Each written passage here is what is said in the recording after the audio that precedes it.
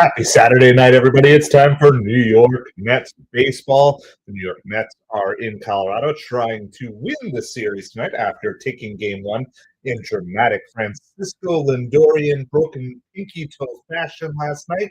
Welcome, everyone, to MetropoliFins. We're YouTube's smallest New York Mets and Miami Dolphins channel. My name is Craig. I'm excited to be with you here tonight. The game is just underway. First pitch to Lindor was a ball. Second pitch is a strike down the bottom of the zone. The Rockies actually ended up doing a pitching swap at the very last second. They swapped from who they had planned starting to Herman Marquez. So as you come on in, please hit that like, hit that subscribe, especially if you're watching on replay. That way you will be notified the next time we go live. That is inside. 2 balls, 1 strike to Francisco Lindor. We're going to just run through the starting lineup for you here really quickly. It's going to be Lindor, Nimmo, Soto, Alonso, McNeil, Torrens, Beatty, Jared Young, and Ronnie Mauricio. Lindor drives this one out to right center field, and that's going to be a leadoff base hit once again for the New York Mets. Finding opportunities to get on base early. We'll see if the Mets can work to break out of this streak and get enough base runners on them, but not actually being able to get them home. So we'll see how this all plays out as we go through the evening here today.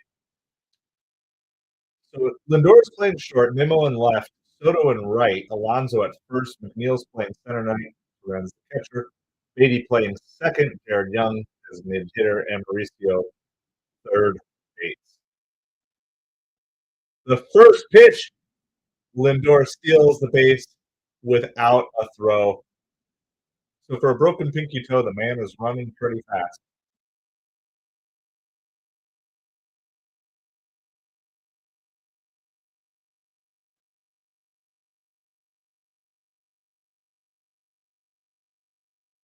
It was an easy steal, no throw. Nimmo bounces that one, fouls 1 ball, 1 strike.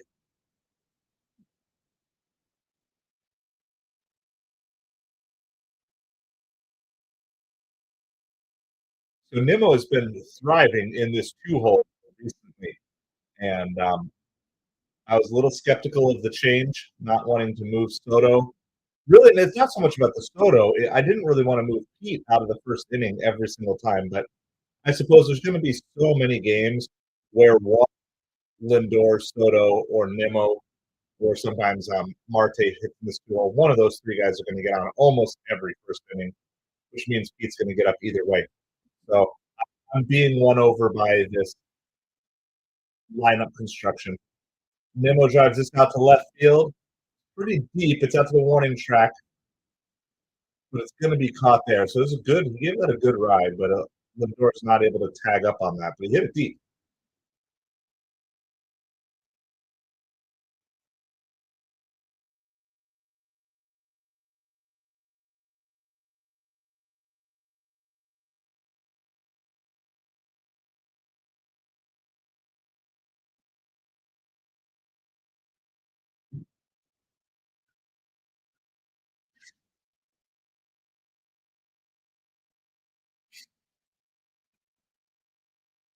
First pitch to Juan Soto is going to be a strike at the bottom of the zone.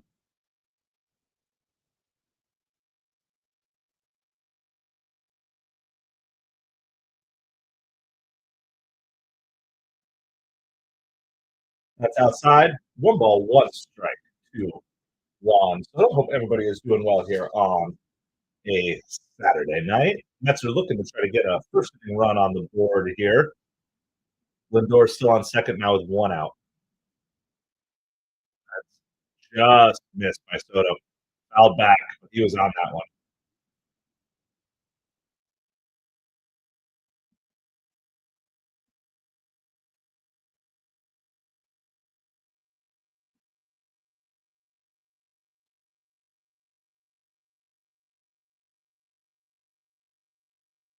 Here's the 1-2 pitch coming up to Soto. That's going to be called third strike.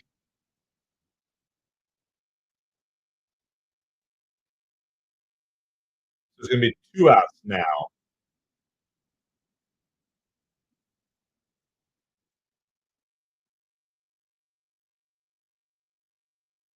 So there's 2 outs now here in the top of the first inning.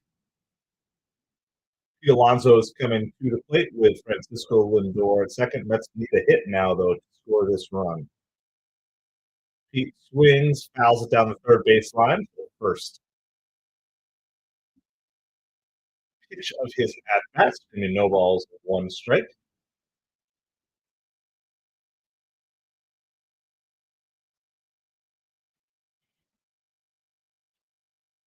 Here's the 0-1 pitch to Pete.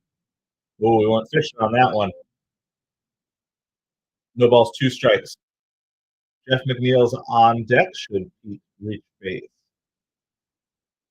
Pete Alonso is the RBI leader in the major leagues right now, ahead of Rafael Devers, Seiya Suzuki, Pete Crow Armstrong, and Aaron Judge. So it's really good company that he is in.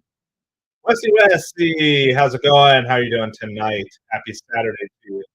And Pete rips that one, but it is.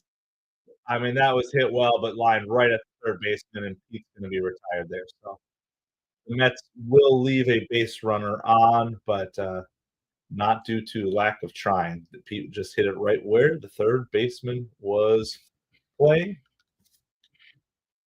Pitching for the Mets today will be Clay Holmes. Clay Holmes is pitching. We'll run through the Rockies starting lineup. I don't know all the Rockies that well. Sorry. I'll give you first names for the few I know. But you got Beck, the DH, is leading off. Estrada playing second. Goodman is catching, hitting third. I think it's Ryan McMahon is the cleanup hitter playing third base. Ritter playing shortstop. Doyle in center. Hilliard in left. It's a Kyle Farmer, if I remember right, playing first base. And Tyler Freeman, maybe. We'll go with that for right field. We're correct on Tyler Freeman. Are we correct on Kyle Farmer? We are. So that is the Rockies starting lineup. Did we win yet? We just started. We can't win the first inning, but we can not lose the first inning. So, yes, Brett Beatty with the double play yesterday. A very, very great move. He actually, if you're not familiar with all the detailed rules of baseball, he didn't actually have to tag the runner there. He could have just tagged the base, which would have been faster. But the way he went in to tag the runner, it may have actually worked in his favor simply because he basically blocked the runner from getting to the base. Had he gone for the base, I wonder if the runner could have gotten his hand in first. But because he went for the runner, even though he didn't have to, it might have actually helped with that. The one trade rumor that I like, that I'd be okay with, is Jarren Duran. I like Jarren Duran in center field. So, yeah, my boy was amazing. I've been big on wanting a center fielder ever since preseason. First pitch is a strike right down the middle. So I've been wanting a real, true center fielder. I feel like it's by far the weakest spot in the lineup. I don't mind having a Tyrone Taylor or a Jose Siri as a sub or as a pinch runner type of thing. But I just don't like intentionally having two guys sharing a position like center field, like Siri and Tyrone Taylor were, or designated hitter, like we did for Vogelback and Ruff, and we kind of are doing now with like Marte and other people. The problem is, I mean, I don't know how much you would cost. The problem for the Red Sox is they already have somebody coming up in the pipeline. That's why he's available, is because they've got, is it Roman Anthony or something like that? They got someone coming up. And so they kind of need to move him because he's kind of wasting away. So I think it does do that. They have a better prospect in the pipeline behind Duran. So, I don't know what their other areas of need it is, but maybe that's where you could throw in like one of our starting pitchers, because we're going to have a plethora of starting pitchers. Everyday Mets. How's it going? Good evening. Happy Saturday to all of you.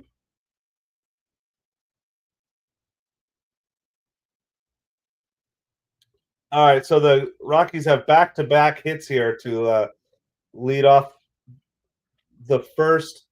It's going to be runners on first and third. I'm not a fan of having Beatty play second base. He looks so much better at third base.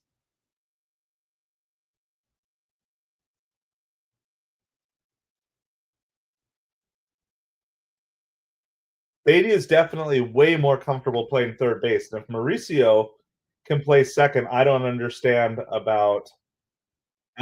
why you wouldn't just have Mauricio play second base.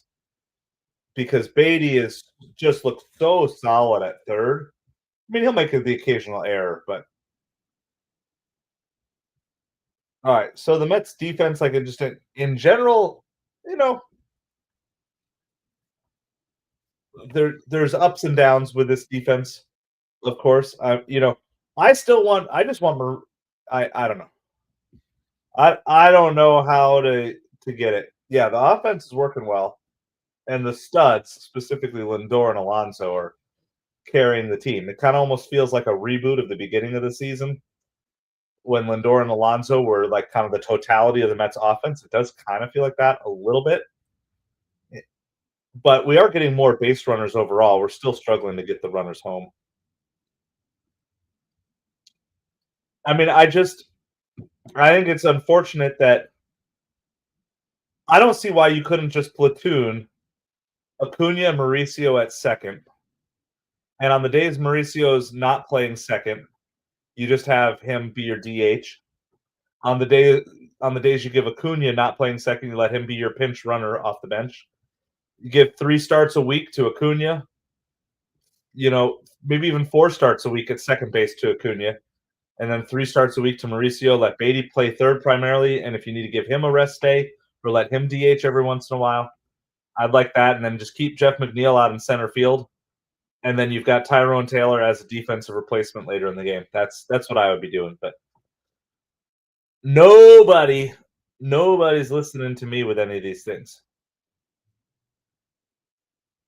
Yeah, well, so my take on it was always, and you can go back to my spring training videos, expect regression from Vientos. It's a very rare talent that can have a breakout rookie season and then come back the sophomore season and duplicate it or improve it. Lined and caught by Beatty. So that's going to be the first out of the inning. No one is able to score, and it does keep the double play in order. I mean, honestly, you could right now, you could just go out there and just switch Beatty and Mauricio right now. I feel so much better like that. And so I don't know. By the way, Lindor is not necessarily fully healthy, but he's back in the lineup again. I don't think that his defense regressed. I just think when his power regresses, then you notice the defense. You can deal with defensive deficiencies as long as the hitting is there to compensate it. Yeah, Marte is red hot. I can't even talk wet hot Marte. Marte is red hot. Yeah, Yankees are overrated. Savage Batman. I would expect nothing less from you. Big swing and a miss there. D-Rails, how's it going? I do think there are plenty of worlds where either Beatty or Acuna get traded this trade deadline. Um, you have to imagine there's plenty of teams that would love to have Acuna in their lineup every day. And there's got to be some teams out there who are looking for third base help as well. Now, part of that is contingent on how quickly Vientos heals up, but you put a power ranking up. I'll have to go check it out, Savage. I always make my power ranking before I watch anybody. This is popped up. Shallow right field, Beatty makes the catch, and no one is able to tag. So once again, Clay Holmes is tiptoeing through the raindrop. Well, so ultimately, why would you trade one of these guys? Well, it's just there's not enough playing time for all of them, and they're past the point where you can just let them sit in AAA.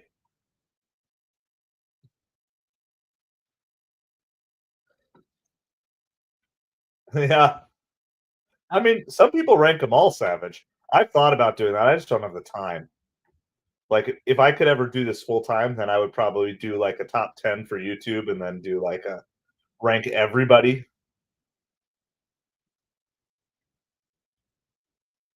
for, like, channel members or something. So there's 2 outs now, still runners on first and third for the Rockies, so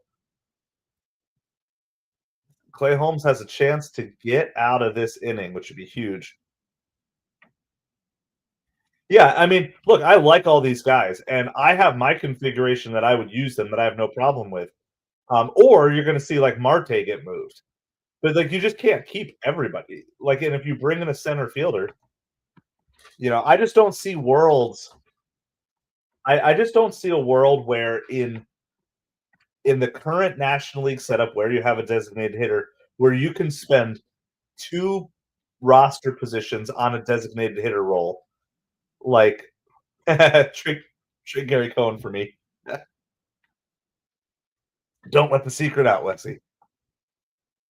That's outside. 1 ball, 2 strikes to Ritter. And we talked some roster construction, but I like again, Jose Siri and Tyrone Taylor, they're both fine. But can you carry both? Now I don't know if Siri's going to even be back this season. Um, and he got him swinging, and he got the bat flying. Great job by Clay Holmes to get out of that inning. It was first and third, nobody out, and so it's not just the Mets who leave runners in scoring position. The Rockies do it too. So you got like Jose Siri and Tyrone Taylor, but can you carry both? You got Marte and Winker, but can you carry both? You know, like these are the questions that they have. And then, so let's say you bring in a center fielder. It could be Robert, it could be Jaron Duran, etc. It doesn't matter one. But let's say you make a trade for one of those. Okay. And then you bring in you keep how many speed guys on the bench are you going to keep? Like it's hard. And we did this exercise. Some of you guys were here when we did this a couple games ago or a couple nights ago at least. It's hard if you how do you fit everybody in? Yeah. So like for me personally, this is like if we could have 5 more guys on the roster. I'm not trying to get rid of any of these guys. I'm just looking at the spots that we have. Um, who is your second center fielder?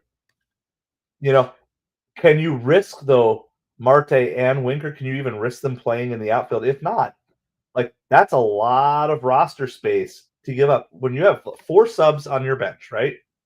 So your offensive bench is going to be 4 subs. Okay, 1 is going to always be a catcher. Okay, 1 has to be an outfielder, and 1 has to be an infielder. So all of a sudden, and then if you're going to do 1 is the designated hitter, that's your bench. Like this is the real world that we live in, and that's why I'm just not a fan of carrying 2 designated hitters on the roster. Yeah, that was a great inning there by Clay Holmes to get out of that. Again, that was not played well by Beatty, but I do not like Beatty at second base. I would rather have Acuna or Mauricio at second base. Beatty makes an error occasionally, but he also makes standout plays at third base, like the diving stop yesterday and the tag out. You think so? Then you don't think you're going to bring up your center field guy?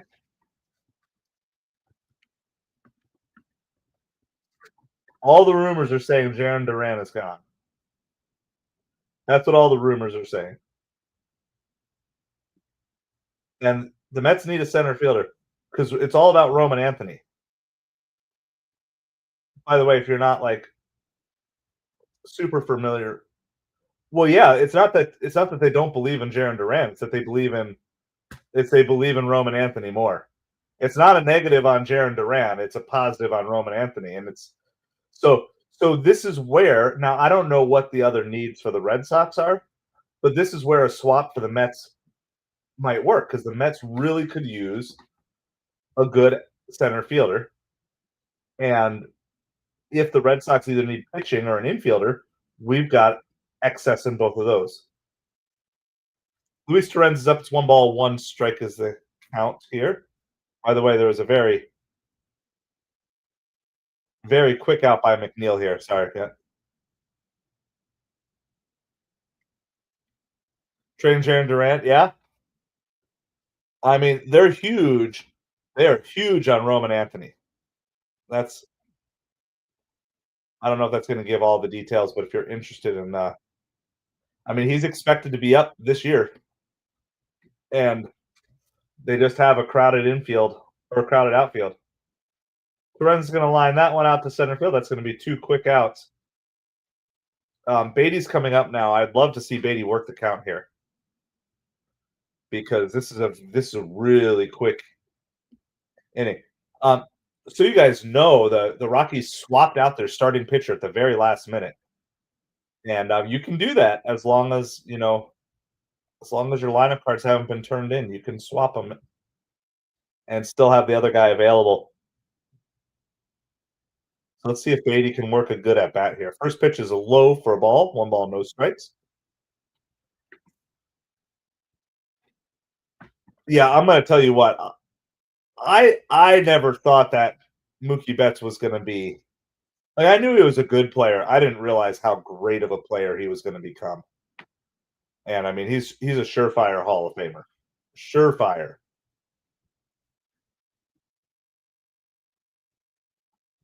I mean, the top 3 of that Dodgers lineup is definitely one of the top 3 in modern times of Ohtani, Betts, and Freeman.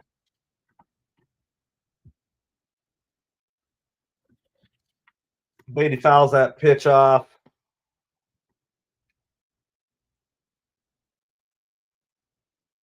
1 ball, 2 strikes to Beatty here. Beatty pulls that one foul. So at least giving Clay Holmes a couple extra pitches of rest here.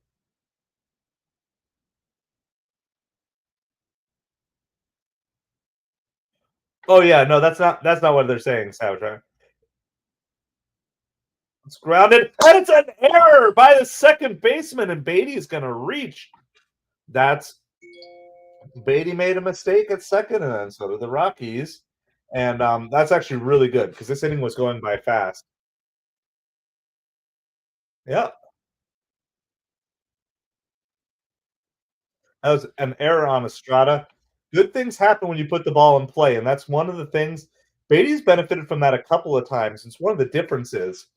It's like, yeah, it's not a solid hit. It doesn't count for the batting average, but it's so much better than Beatty striking out, and he's finding more opportunities to do that. So what they're saying, Savage, is that like how much the Red Sox, I'm sure, regret trading Mookie Betts. Everyday Mets is saying the Red Sox would regret trading Duran. That's fouled back. This is Jared Young. By the way, the Mets season has still been like absolutely on fire ever since they called Jared Young up. When he leaned into that pitch, he leaned in, got hit by pitch. I'm ahead of you by 5 seconds. Just hit the pause. Hit the pause, Justin, for 5 seconds. Here, I'll give you the play-by-play here, so that way you know. That's chopped foul by Jared Young down the first baseline. No balls, 2 strikes. It's a lot easier to sync up football because you have an actual play clock, so you can sync up within a second. Here, it's like you kind of have to try to paint a nice play-by-play picture.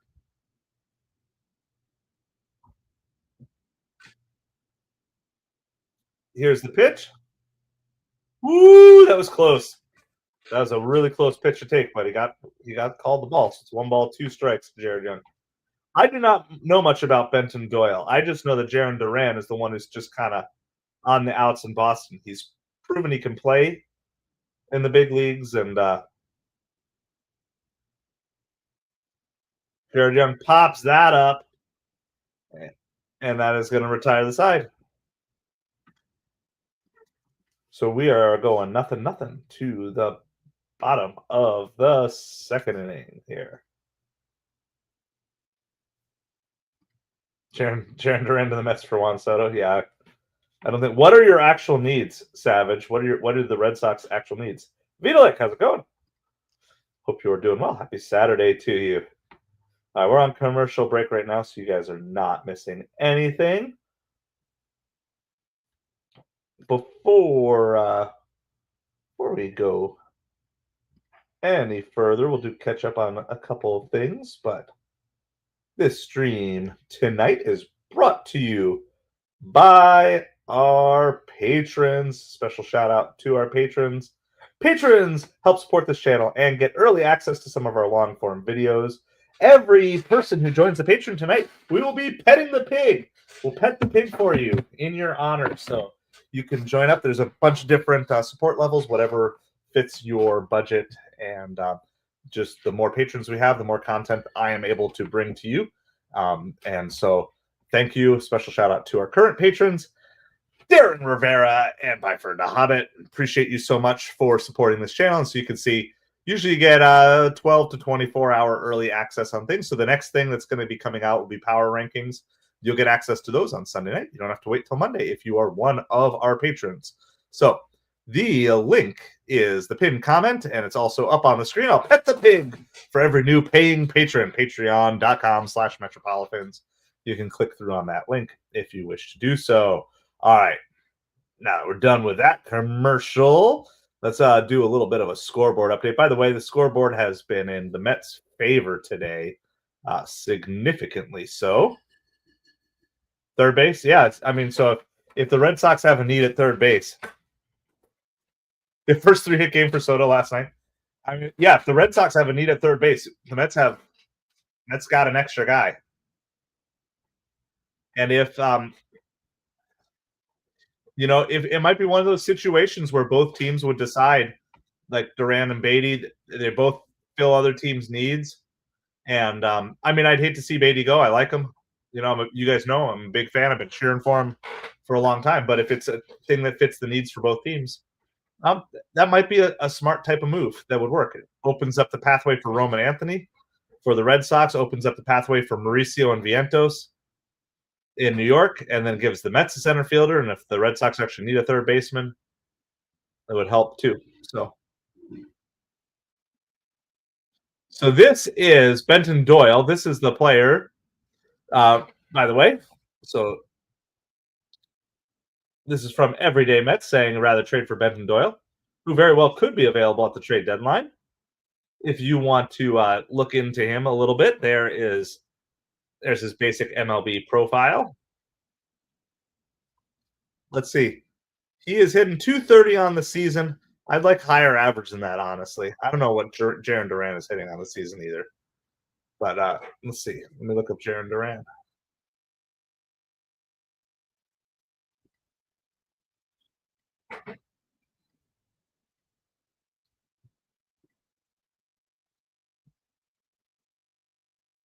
Yeah, Jarren Duran is hitting or is it somebody else that's available? I'm trying to remember who it is. Is it Duran or is it someone else? Anyway, Jarren Duran is hitting 272 on the season. So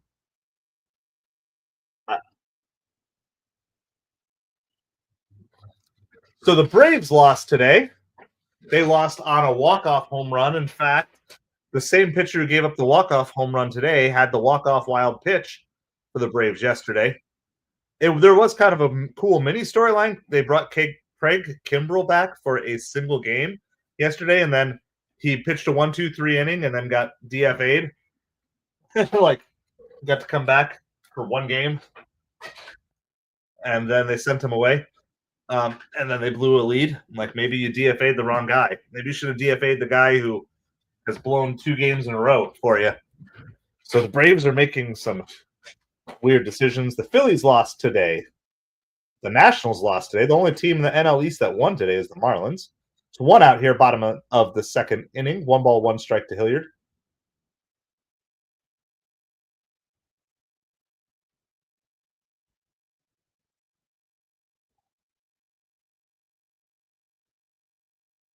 Ooh, Hilliard fouled that one off of his foot. And that looks like it hurt.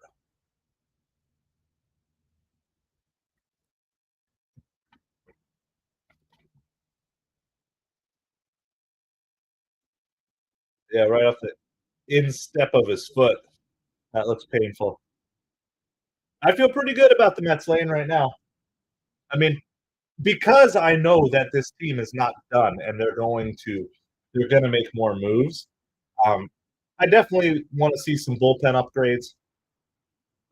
But the pitching staff has been great, and the longer that they go, the less I feel fluky about it, and the more I feel like, okay, these guys are solid. And then, of course, we've got pitching reinforcements coming back. So I feel good on that.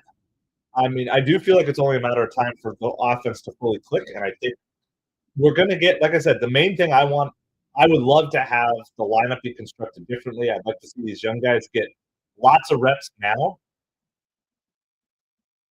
Yeah, Harper's on the injured list.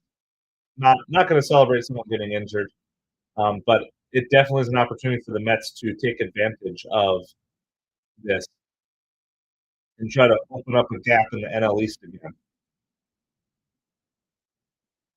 Here's the 1-2 pitch and a swing and a miss. Nice, beautiful pitch. Back foot slider by Clay Holmes. Okay, so Drew Smith, Brooks Raley. Brooks Raley is the one that I'm actually kind of surprised that we haven't seen him make it up here yet. I just want to see. Just looking for the most recent article. I guess Brooks Raley is still rehabbing.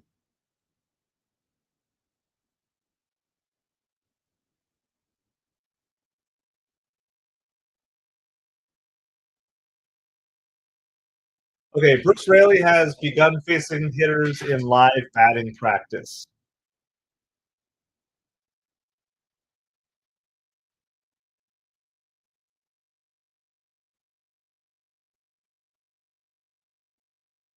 I would expect too the Mets would still be looking for more left-handed pitching help.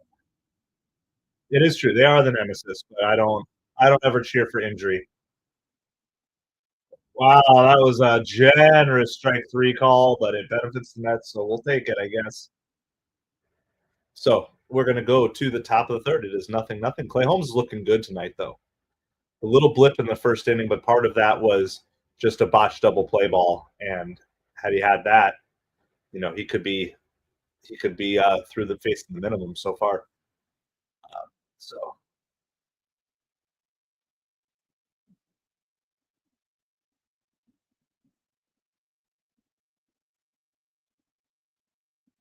all right, let's do this. We'll run through the full scoreboard here. Should be able to see that up on the screen. There are 5 games in progress right now. All right, so right now the Brewers are leading the Padres. That's 3-1 in the top of the 9th inning. Padres have their last little chance to come back here. You're seeing quite a bit of movement here in the standings and a little bit of separation going on as well. Red Sox are beating the Yankees, but that is 8-7. So it was 8-5, but the Yankees just scored 2 in the 8th. So it's 8-7 going to the top of the 9th there. The Mariners are up 4-1 on the Angels. Of course, our game is 0-0. And the Orioles lead the Athletics 1-0. The Orioles are trying to basically do a Metsian comeback like last year. So, and then games already in the books. We'll just go through them this one time. But Cubs over the Tigers 6-1. Reds beat the Diamondbacks 4-3. That was in the completion of a game from yesterday. And then the Blue Jays beat the Twins 5-4. Cardinals over the Dodgers 2-1. Jacob deGrom pitched really well today. He is now 6-2 with a 2.12 ERA after this game. And the Tigers beat the Nationals 5-0. Pirates beat the Phillies for us 2-1. The Giants beat the Braves for us 3-2. And in game 2, the Reds beat the Diamondbacks 13-1. They had 8 runs. They scored 8 runs in the 4th innings. Just a couple days ago, the Diamondbacks scored like 7 in the 9th. Well, the Reds one-upped them with 8 in the 4th today. The Astros beat the Guardians 5-3 and 10. The White Sox beat the suddenly struggling Royals 4-1. This is high. This is far. It is gone. Ronnie Mauricio with his first home run of the season. It's a run bomb for Ronnie Mauricio. 1-0 Mets. Run gone, long gone. Ronnie Mauricio, Ronnie Bomb Mauricio. So there you go. There's the little bit of excitement that Mets fans were looking for with Ronnie Mauricio coming up. We got to update the score. Oh, it's got to feel so good for Ronnie to feel like he's back. And now, like, contributing, he had a couple of guys, took him a couple days to get his first hit. Now get his first home run. Let me show them. Let me bring this up for you here.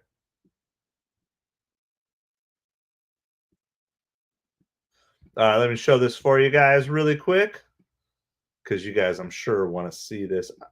Didn't want to do that. Wrong button. Hold on. Here is the Ronnie Mauricio home run. It'll be without sound, but making his fourth start since he was called up in the wake of Mark Vientos' hamstring injury. Here it was. Young man. And he gets one in the air to deep right field. Back goes Freeman, back to the wall, and it's out of here. Ronnie Mauricio goes deep. So there you go. Congrats to Ronnie Mauricio on your first home run of the year. One thing I do like about this lineup construction is I like having Mauricio in the 9-hole, because you've got Lindor behind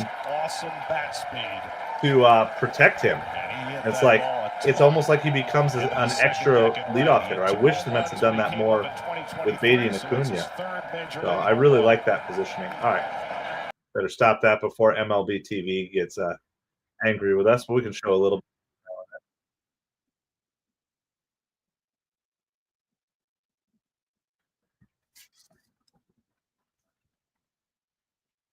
All right, let me get everything caught up here. We're almost done going through the scoreboard.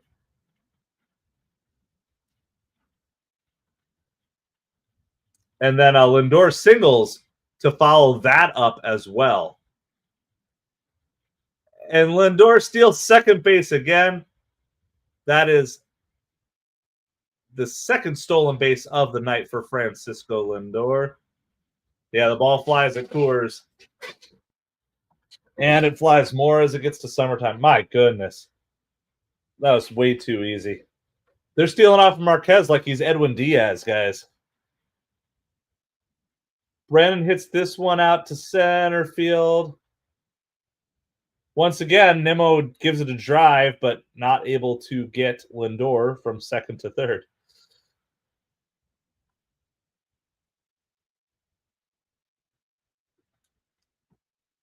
So you got Lindor on second with one out now. Mets have one run in on the Ron Bomb, Ronnie Mauricio home run.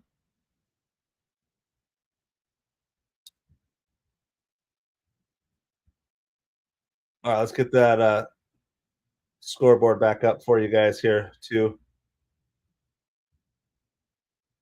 Anyway, what do we have? Yeah, the Astros beat the Guardians 5-3. White Sox beat the Royals 4-1, and the Marlins beat the Rays 11-10.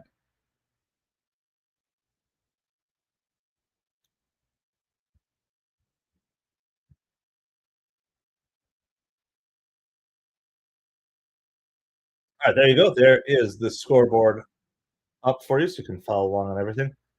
This is grounded to short by Soto. Lindor is going to be able to move up to third base, so we got a runner on third with 2 outs, and Pete Alonso coming up, just like what we had in the first inning here tonight. Let's go, Soto.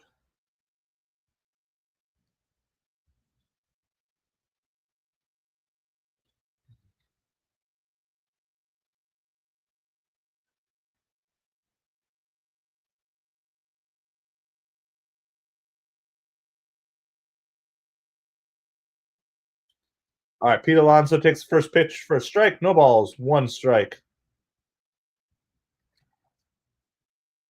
So Pete was not able to come through in the first inning in a similar situation. Let's see if he can get the RBI, try to increase his major league leading RBI total here in this at-bat. Pete hit it well. It's not like he had a poor at-bat. He did hit it well, just right at the third baseman. That's inside. Just inside. 2 balls, 1 strike. Are you going to that game, Lane? Is that the game?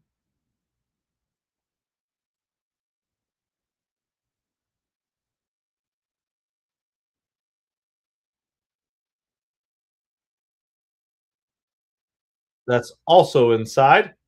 3 balls, 1 strike to Pete. Jeff McNeil is on deck for the Mets. No? Okay. Gotcha.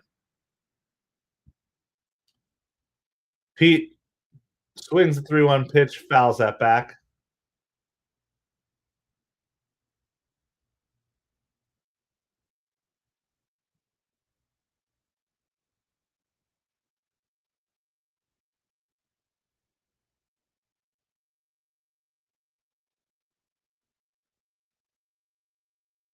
All right. Here's the 3-2 pitch. And Pete swings through it. Not able to connect there, but the Mets do take a 1-0 lead on the Ronnie Mauricio home run as we head to the bottom of the third inning. We appreciate everybody hanging out with us. Make sure you hit that like, hit that subscribe. We are on the way to 500 subscribers. Our next checkpoint being 300. 456 feet. Yeah, the longest home run. Mauricio's home run is the longest Mets home run of the season. I mean, I couldn't even tell where it landed. It was huge. I mean, yes, there's a Coors bump, but still, he still destroyed it. Ah, yes, All Stars. Okay, so let me give you an All Stars update. So last night was the first game of All Stars. It's a double elimination tournament. So you lose 2 games, you're out. There's 6 teams. So 2 teams, it did a random draw. 2 teams had a first round bye. We did not. We played yesterday. Very quickly, the team got behind. I think it was 4-0 after 2 innings. But the team battled back, ended up tying it at 6. We might have tied it at 5 as well. Ended up tying it at 6, and then in the bottom of the 6th inning, we had a wild pitch with a runner on third that ended the game because they scored on that. So we lost 7-6. So we go to the loser side of the bracket. So our next game is Tuesday for that. Now, my son himself, he had a bases loaded walk and an RBI, and that was after he had gotten behind 0-2. He got behind 0-2. You know, it was a good pitcher, and he couldn't quite catch up to it. And then got ball 1, and then he fouled off the 1-2 pitch, and then he got 3 straight balls, and he showed patience, and so he had a RBI, bases loaded walk, and then his other one was an infield hit, grounded it kind of to the right of the first baseman. So his left, but the first baseman's right. He bobbled. I think they credit it as an error, but I'm pretty sure he's fast. He would have beaten it out anyway. These kids don't charge the ball, and my son's a lefty, so it's a couple steps out of the box. So I don't care what the official stats say. In my mind, he went 1 for 1 with an RBI. He did get thrown out stealing, but he went because the coach gave him the signal to steal, not because he chose to steal. Like, he went because it was the sign to steal.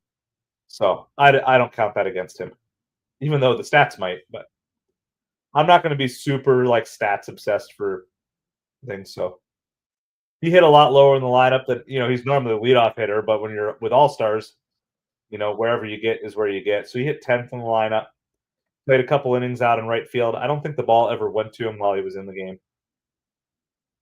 But yeah.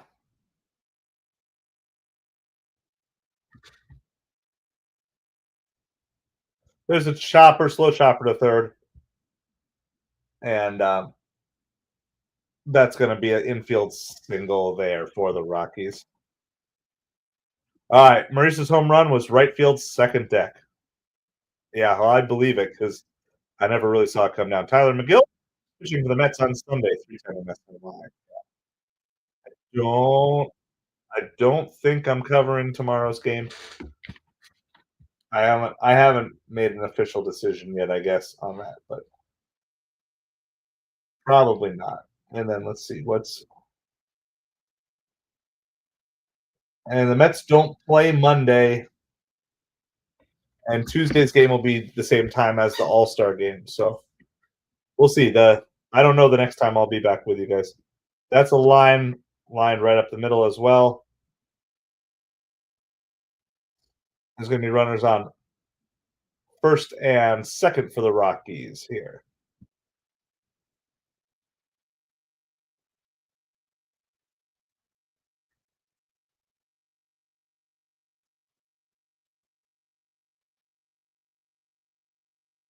So the Rockies have a little bit of a rally going here. It is 1-0 Mets, but Rockies have runners on first and second. Nobody out. Estrada is up, and he already has a hit tonight.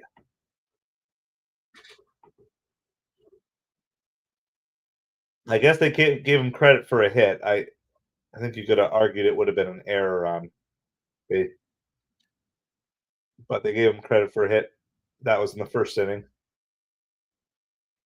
So Mets can either get the strikeout and then look for the double play. They can do a double play. There's lots of different options here. That's a strike down the middle. 1-1 is the count here to Estrada. Rockies got 2 runners on, threatening to do that. I don't know, Lane. That's too far out. It's just too far out.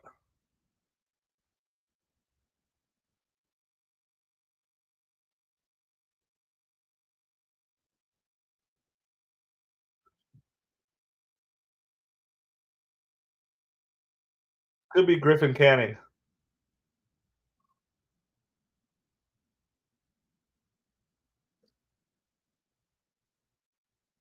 Lindor to Beatty to Alonso, and the Mets turn the double play. It was kind of awkward on the turn and the throw by Beatty. Like I said, I just think Beatty is so much better in that third base position.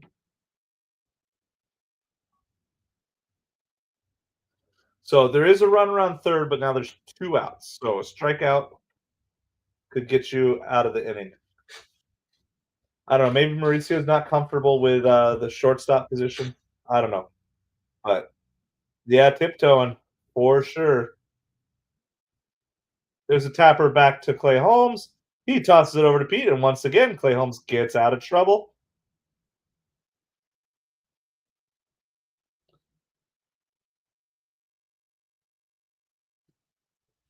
All right, we're going to go to the top of the fourth. It is 1-0 Mets.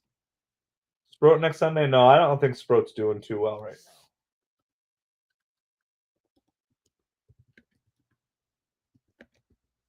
now. We can look up Sproat. We'll see if he's so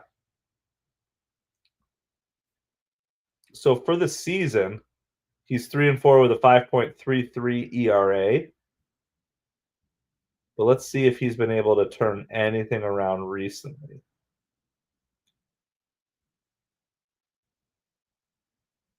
So let's see. He last pitched yesterday. He got the win. Hey, he had no runs on 5 hits yesterday against Buffalo. So that is a good performance. He also got the win on May 31st. That was 2 runs on 4 hits. So he's had back-to-back good performances. You guys want to look up, this is Sproat with his game logs. So he's definitely had a rough start to the season. But his ERA has dropped from 6.31 to 5.33 over his last 2 starts, including 6 innings of shutout ball yesterday. So, but he's definitely not ready to be consistently up at the majors yet. Lots more refinement there. I would not expect to see Sproat this year.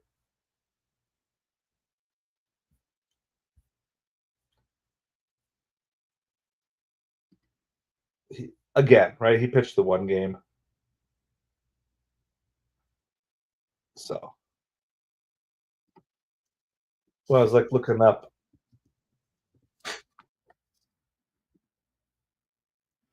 Jeff McNeil's going to lead off the fourth, just like he led off the second.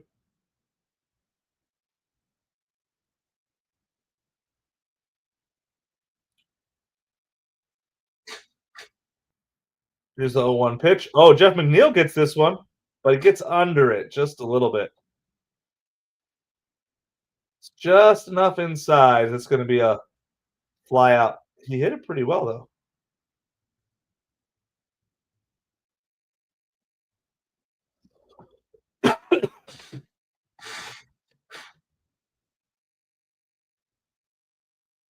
Syracuse Mets did lose 7-5 today. Chris Davinsky took the loss. Those Mets gave up 4 runs in the 8th. We'll see who the standouts were on the day, though.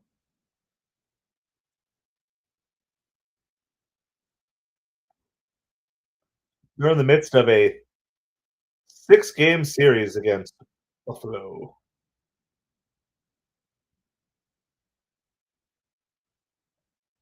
Torrens is up now. It's no balls and 2 strikes. So similar to the second inning, that these Mets batters, the bottom half of the lineup, were kind of going fast.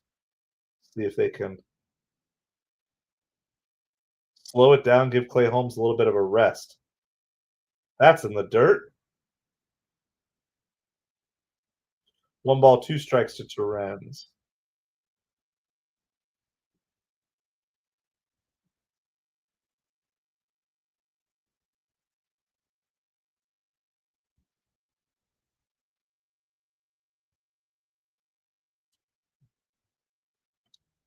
That's hit to way over deep shortstop, but Torrens is going to be retired on that play. No, you don't need to, Lane. We got 6 pitchers now. I don't think you're going to see any of these rookies Mets pitchers for a while. Now, maybe if the Mets trade away 1 or 2 starters at the deadline, maybe.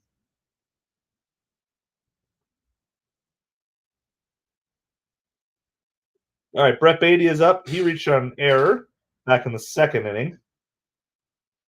But the Mets could also use a base runner again right now.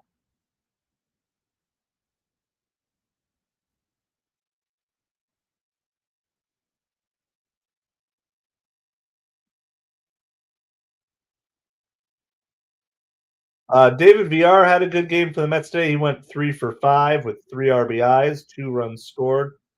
Drew Gilbert was 1 for 4 with 2 runs scored as well. Celestino scored a run. Singleton had 2 RBIs and a base hit. So pretty much the top 4 in the Mets, Syracuse Mets starting lineup did all the production. That's fouled by Beatty. Remains no balls, 2 strikes.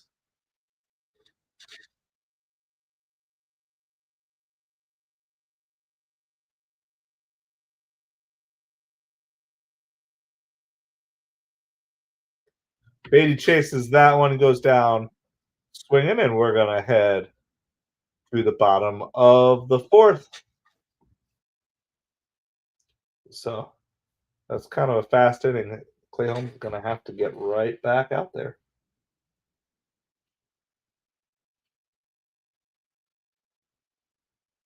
So I wanted to talk about a question that I posted on a short earlier today, because I don't know who has seen it and who has not, but is Francisco Lindor, I'll type this up,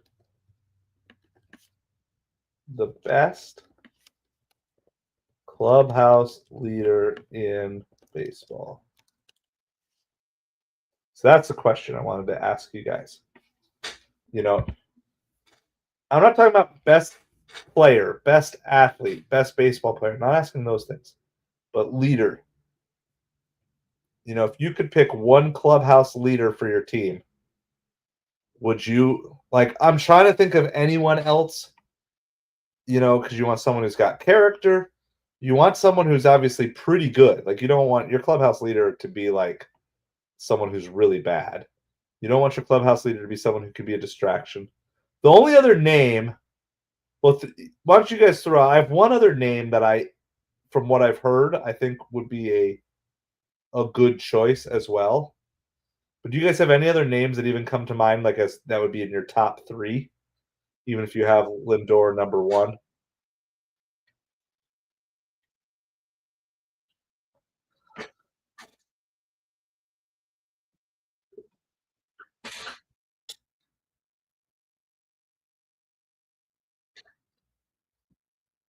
Mike Trout? That's that's not bad because he's been around, he's been consistent, and he's been through the good and the bad. You know, anytime you have someone who's been through all of that, that's not bad. So the one name I had that I came up with, which I know you're not all going to love, but I have Freddie Freeman as one other possibility. But I still think I put Lindor over Freeman. Everything from the clubhouse meeting that they had last year that turned the season around to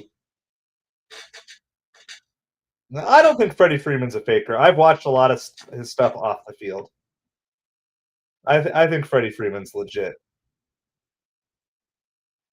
Seen a lot of like interviews and stuff with him. I like Freddie. I just don't like that he spent his whole career on the Braves and the Dodgers pretty much. So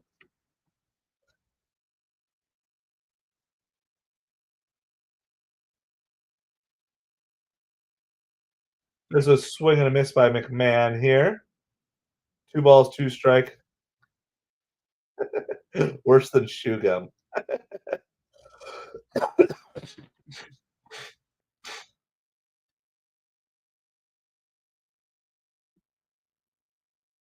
2 balls, 2 strikes to McMahon here.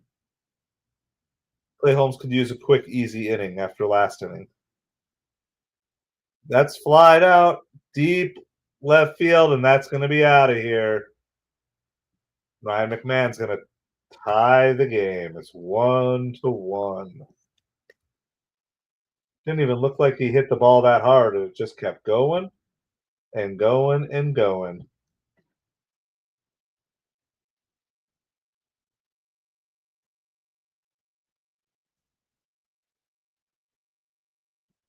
So the ball is flying tonight.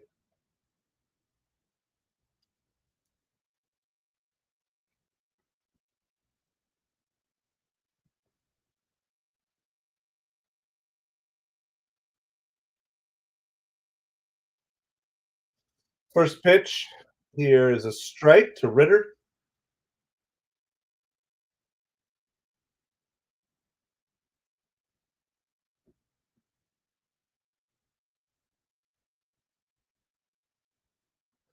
Swing and a miss there. No balls and 2 strikes. Machado is the clubhouse leader.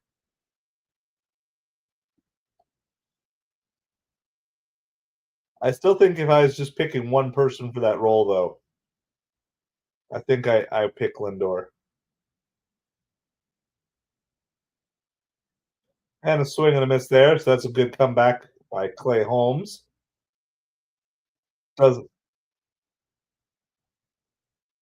All right. Clay Holmes has officially pitched more innings this season than he has in any season in his career. So you're definitely getting to the point. It'll be interesting to watch how the Mets manage him. Going to the 6-man rotation should certainly help a little bit.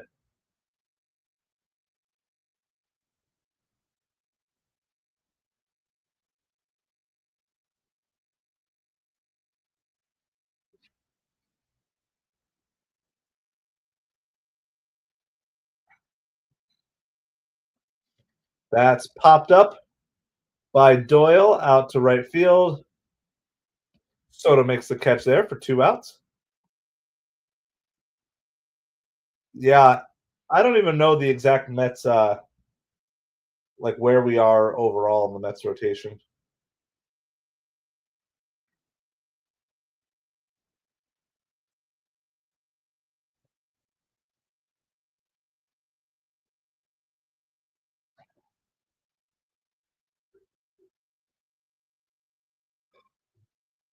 All right, this is Hilliard up.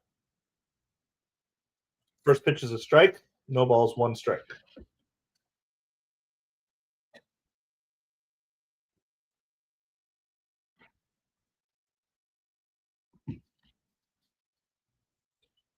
Here's the 0-1 pitch to Hilliard. Nice pitch. Strike down the middle there. No balls, two strikes.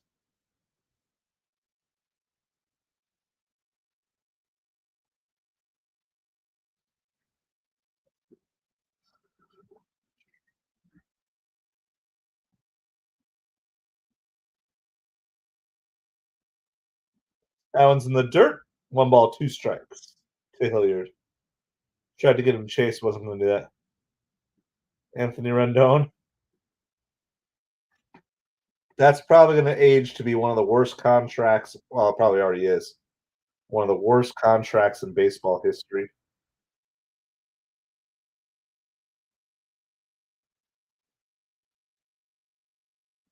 That is sliced out down to the corner, off the wall. Nimmo fields it. The Rockies are enjoying shooting the ball out to left field here, so there's going to be a 2-out double for Hilliard.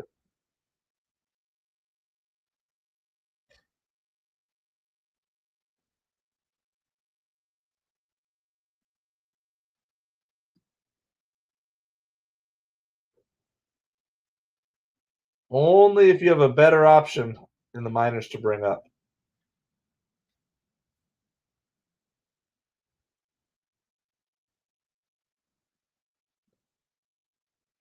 First pitch to Kyle Farmer is a strike. No balls, one strike.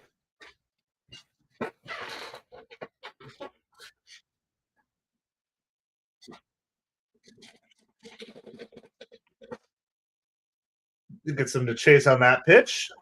No balls, two strikes.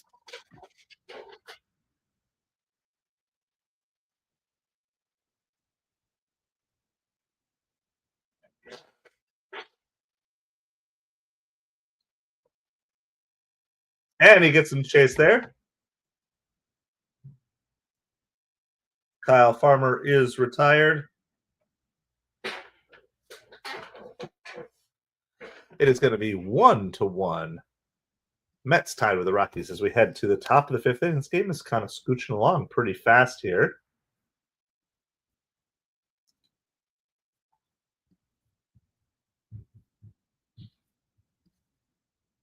Two up for the Mets will be Jared Young, Ronnie Mauricio, and Francisco Lindor.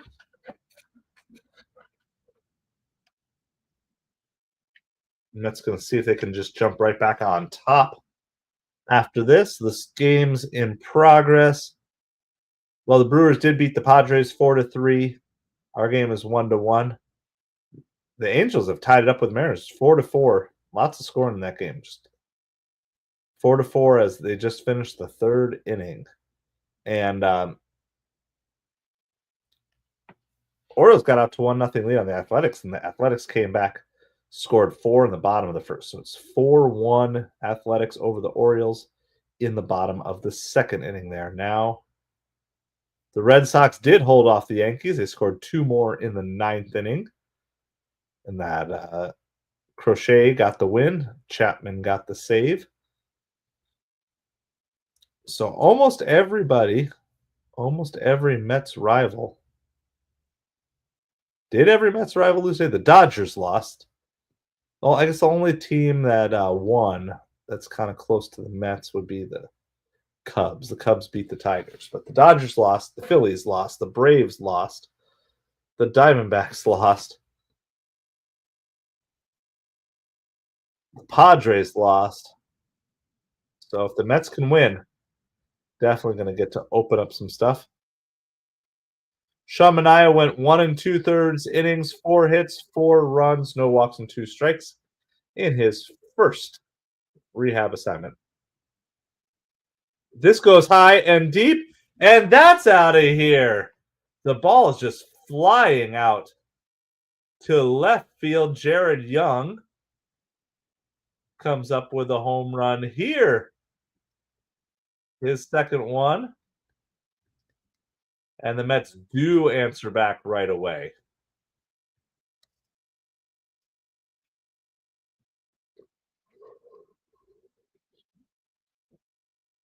These lefties are all going out to left field. First pitch to Mauricio is a ball, so the Mets take the 2-1 lead, retake the lead at 2-1. That's inside to Mauricio. 2 balls, no strikes. Vientos and Siri updates. All right.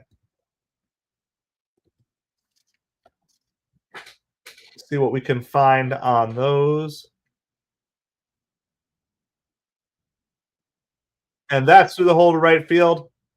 Mauricio looking more and more comfortable.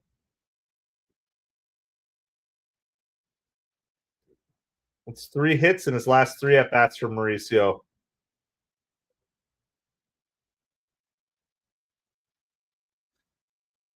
I saw after like his first 2 or 3 games, maybe 2 games, fans were like, Mauricio's a bust, send him back down.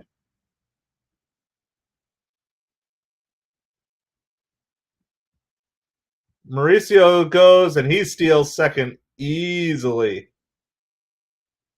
There we go. Just like Lindor has been stealing tonight, Mauricio went right away, stole right away. I'm not seeing any new news on the Vientos hamstring injury since like 3 days ago, Lane. All right, Lindor hits a ground ball down to first. That's going to be the first out of the inning. And Mauricio is able to get over to third on the play.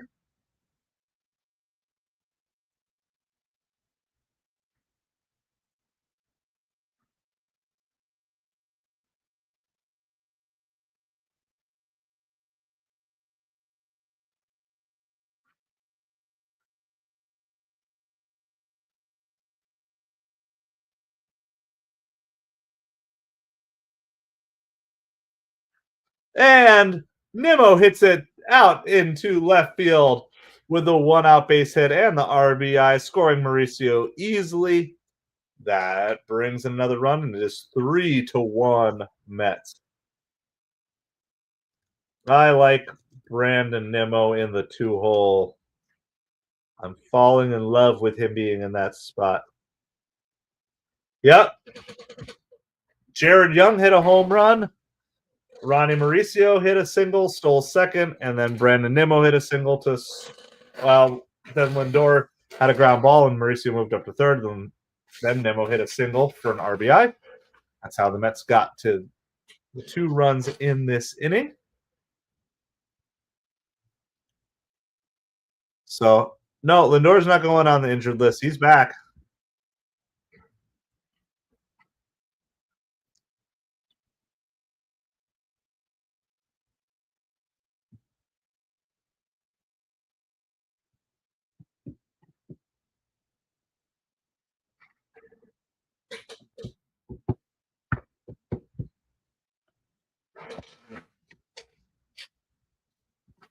I appreciate everybody hanging out with us here tonight. We have a meeting of the minds at the mound right now. That's what the delay is here. 3-1. Juan Soto is now up with 1 out in the top of the 5th.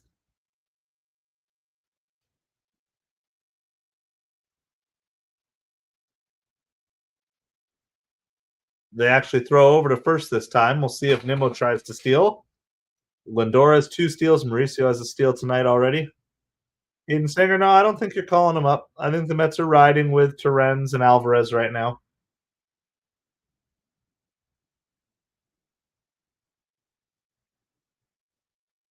There's another throw over.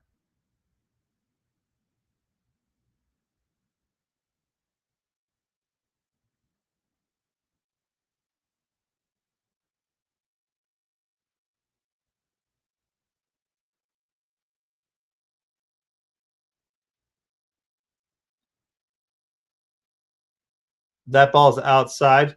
Gets away from the catcher, but not quite far enough.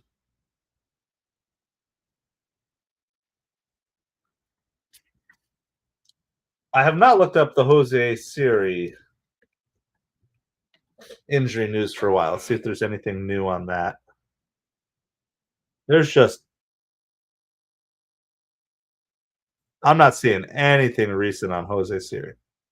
Oh, here we go. 5 days ago. Hold on. That's high. 2 balls, no strikes to Soto.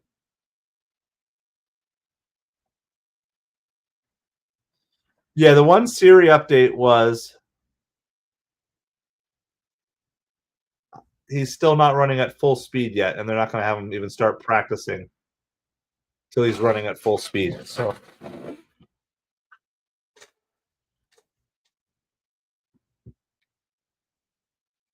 2 balls and 1 strike to Juan Soto here.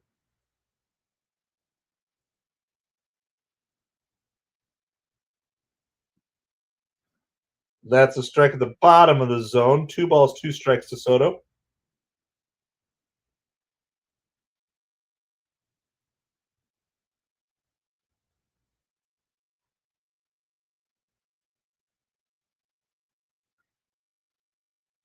Soto rips it, and the throw gets completely away. Everybody's going to be safe. It's another error by the Rockies. Mets are going to have runners on first and second with just 1 out. It was a double play ball.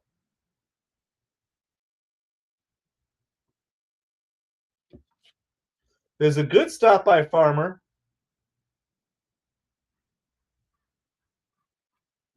Went right off of Nimmo's head.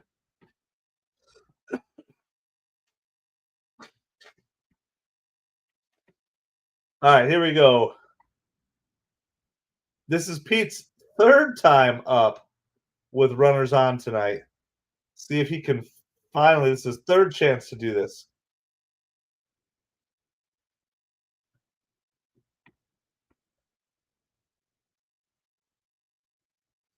That's a grounder to short.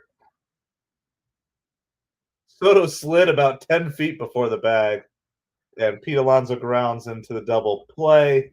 The Mets do score 2, though. Take the lead. So Pete's had 3 opportunities to drive runners in. He's 0 for 3. He's playing like the rally pig tonight. We are bottom of the 5th, aren't we?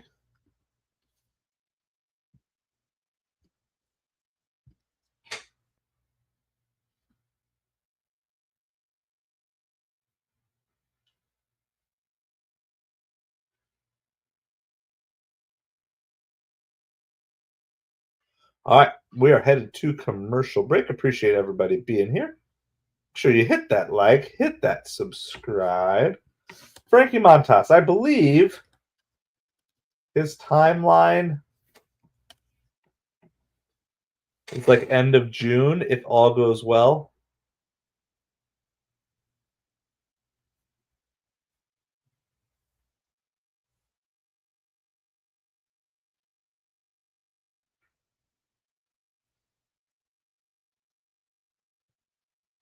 Just trying to see.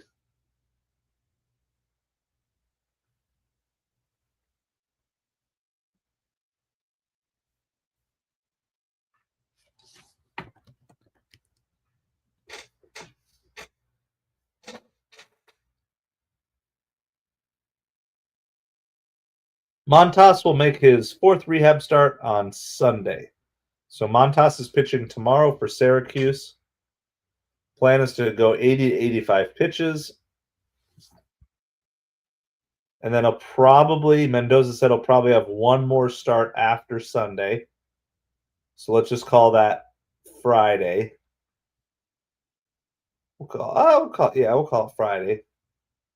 Saturday, Sunday, Monday, Tuesday, and Wednesday. So Montas could be pitching with the Mets within 2 weeks if there's no further setbacks.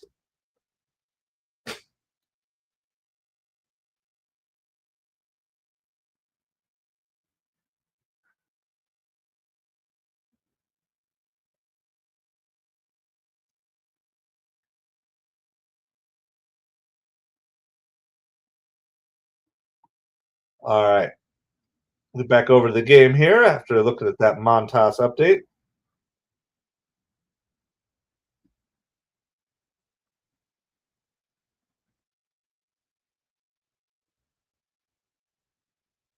That's outside. 1 ball, 2 strikes to Tyler Freeman.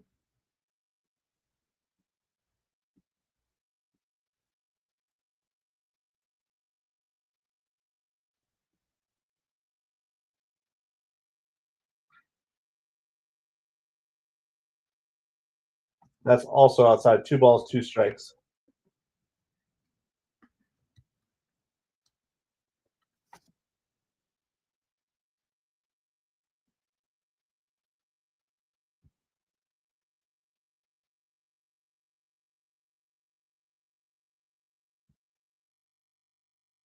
It's grounded to third. Mauricio makes the play, throws him out, and that's going to be the first out of the inning for the Mets.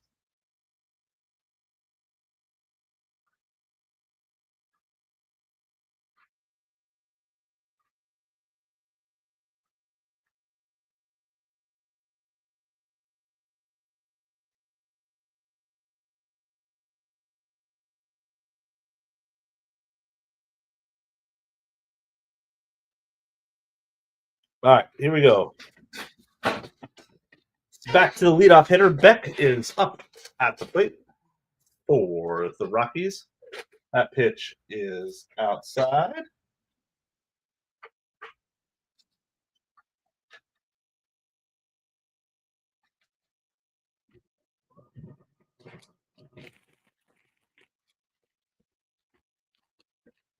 We're going to raise the desk up here tonight.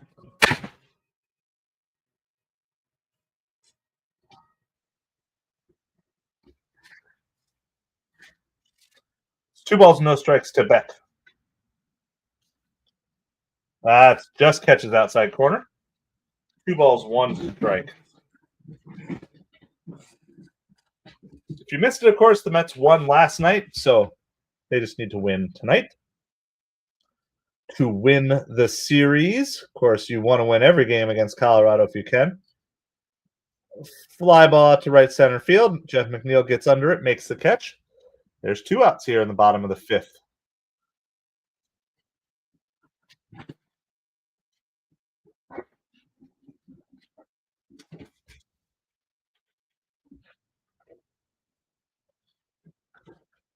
Salvador Perez as the leader, yeah. That's a good option. That is another good option.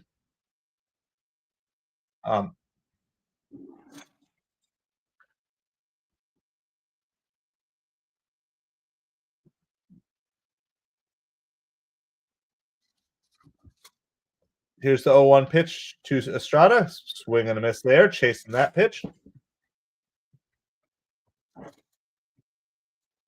No balls and 2 strikes.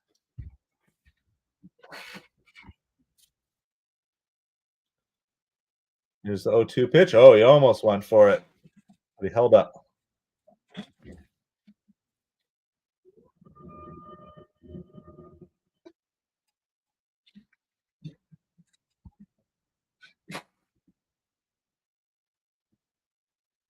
Kranitz just in AAA. That's ripped hard down the third baseline, but foul.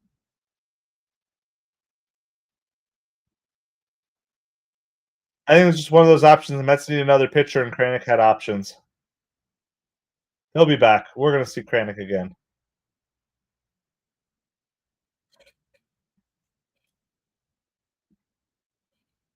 Estrada hits that one for a 2-out single up the middle.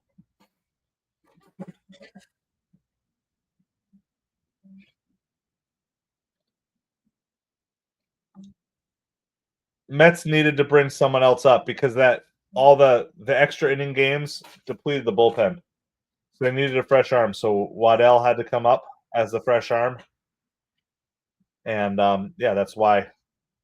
So somebody has to go down. Can't keep them all on your major league rosters. Not how it works. First pitch is a strike.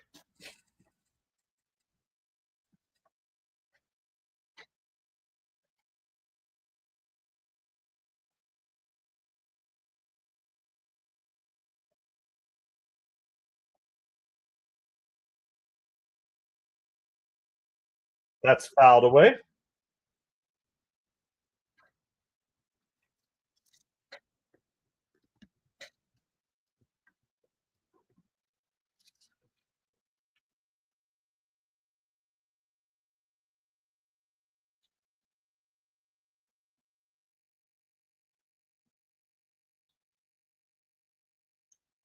Fouled away again.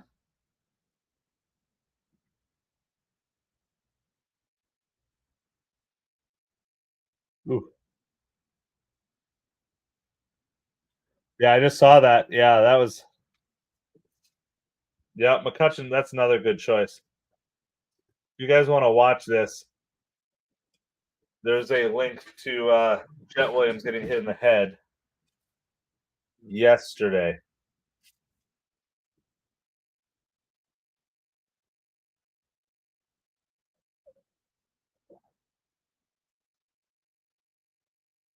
It's a fly out to. It was going to be a fly out to center, and then McNeil ends up not getting there, I guess.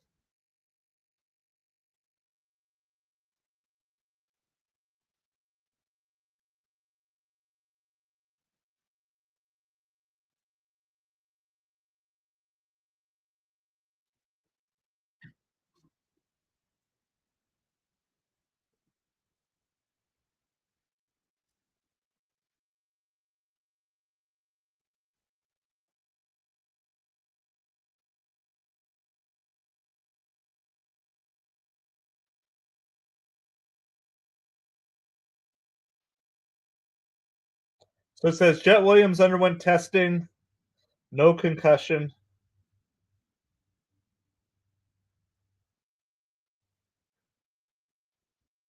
All right, so the Mets are bailed out though because even with that,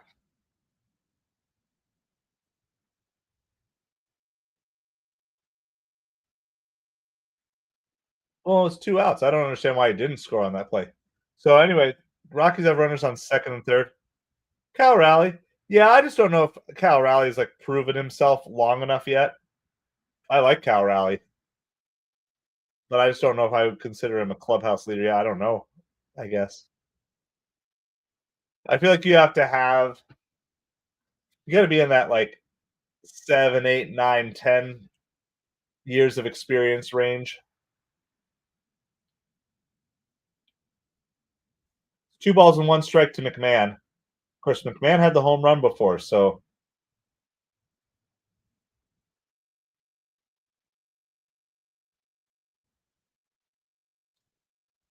there's a grounder to second. Beatty makes the play and over to first, and once again, tiptoeing through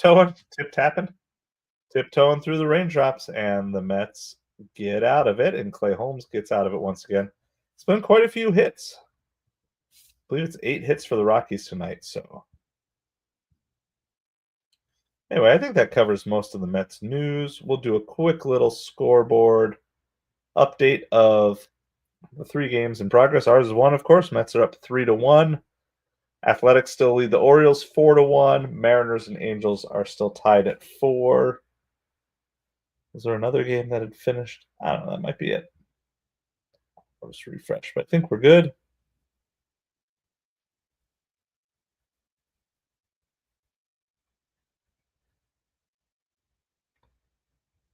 All right, so those are the games in progress. They're all, of course, West Coast games at this point in time. Brendan Donovan, yeah. Lots of good names. Lots of good names. I still think I'm picking Lindor as a clubhouse leader.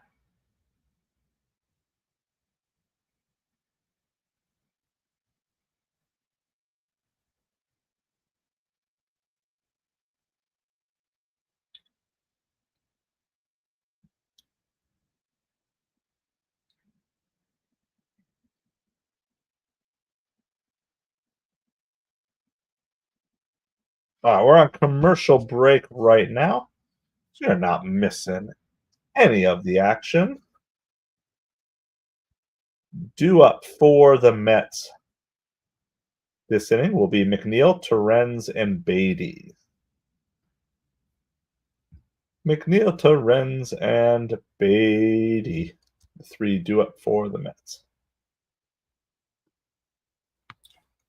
Just a friendly reminder to everyone that we are doing Pet the Pig for a paid Patreon. Let's bring out Rally Pig for this inning, too.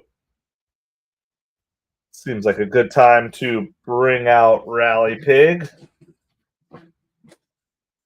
See if the Mets can get to Mauricio and Lindor in the lineup.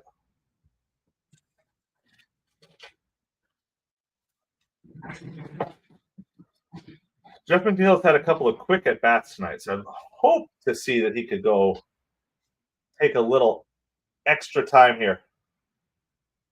Clay Holmes could use a slightly longer rest at full inning. He does launch this one.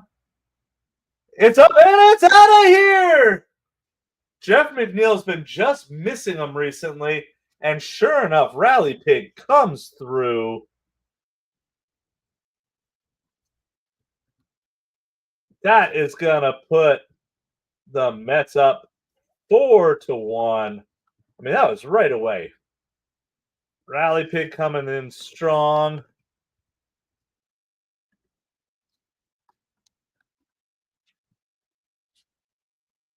There we go.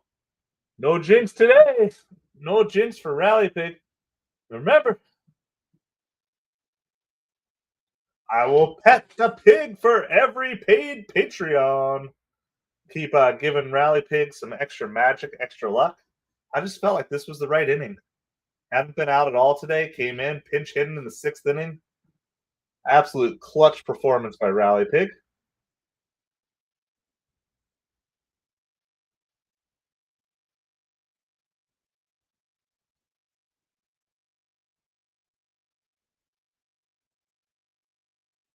And that hits Terrens.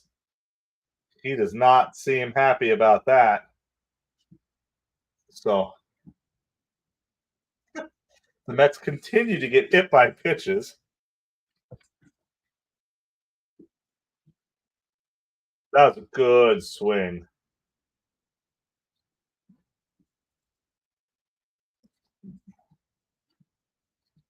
That one was only 411 feet by Jeff McNeil.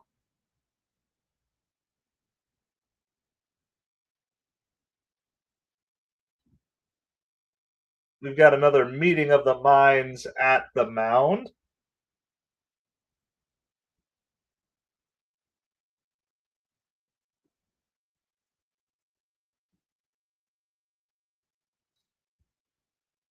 Rolison is starting to warm up in the Rockies bullpen. Brett Beatty is due up for the Mets here.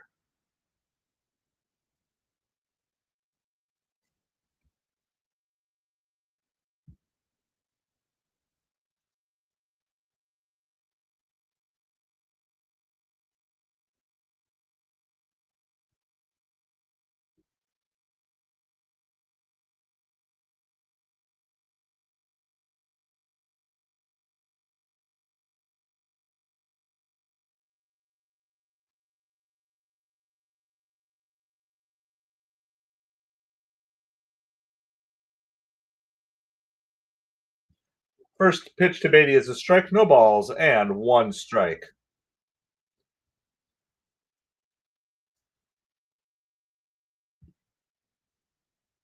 That's outside. 1 ball, 1 strike.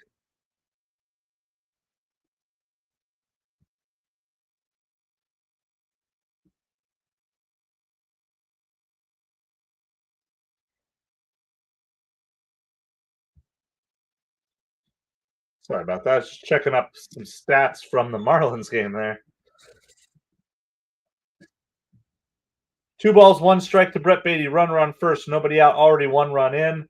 This inning on the McNeil home run, Mets are up 4-1, top of 6. That's a grounder off the pitcher's glove.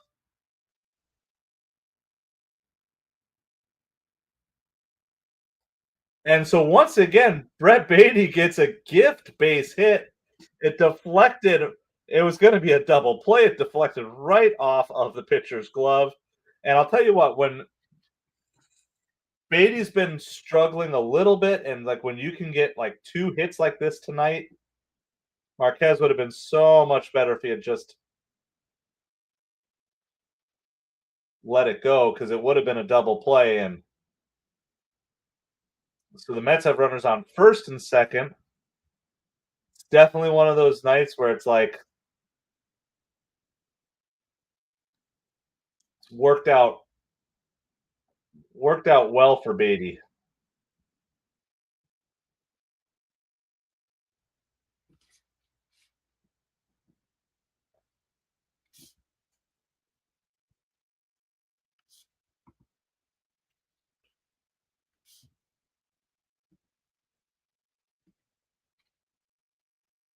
The Angels have taken the lead over the Mariners, 5-4, top of the fifth. We have a pitching change right now.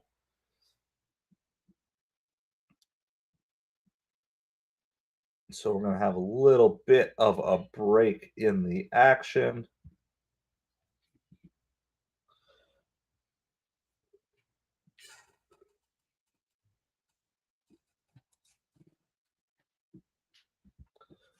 Bradley Pig has come through this inning, though. First appearance of the night, 1-for-1 with a run scored.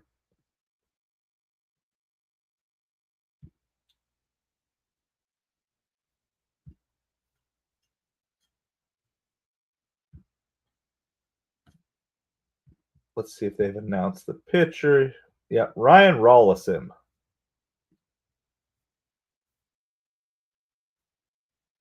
He's pitched in 8 games for the Rockies so far this season. He was a starter and opener in 1 game as well.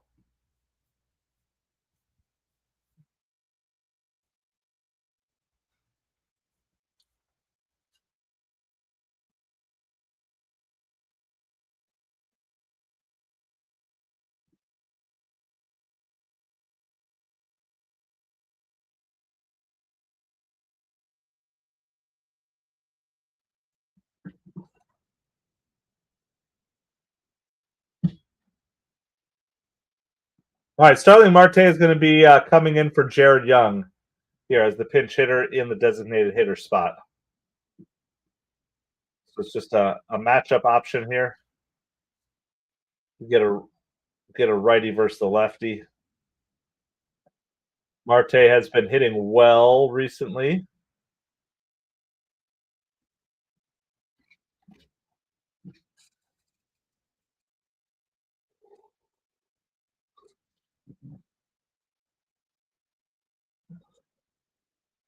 That's inside.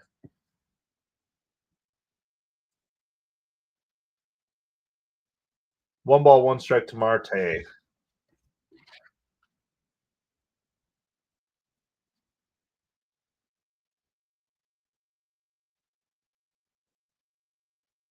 It's a grounder to third. And Marte is going to ground into a double play. Torrens is going to move up to third on that, but that's not ideal right there for sure.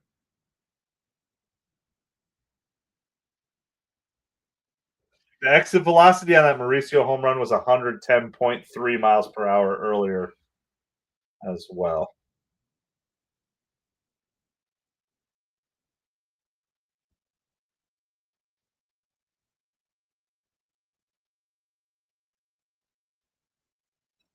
First pitch to Ronnie Mauricio is a strike.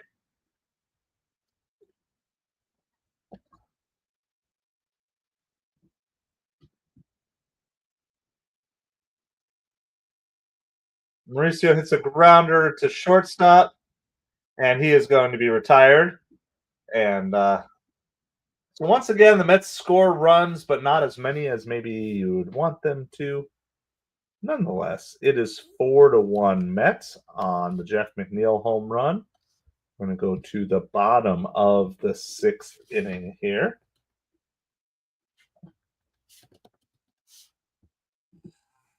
Appreciate everybody hanging out with us here tonight. Hopefully, the Mets can continue to find ways to put runners on base and then eventually get some of those runners home.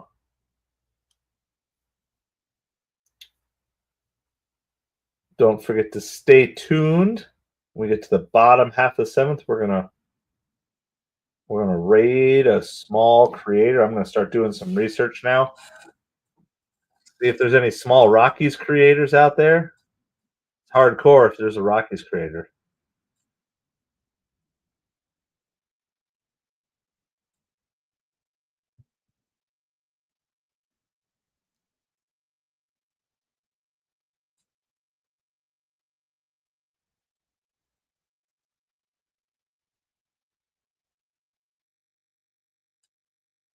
Just trying to find who's out there streaming tonight.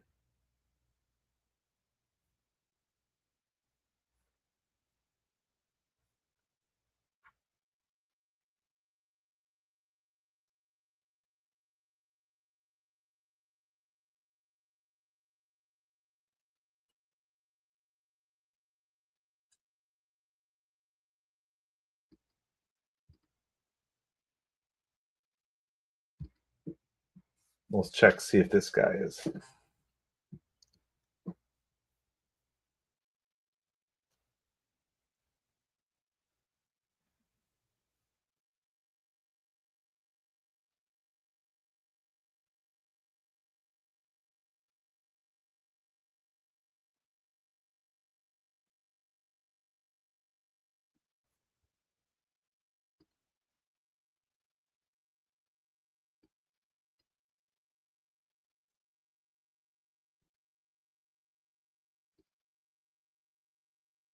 All right. First pitch is hit out to right field. There's going to be a leadoff hitter. Ritter, the leadoff hitter, will reach base here. Take Rally Pig off the screen for right now.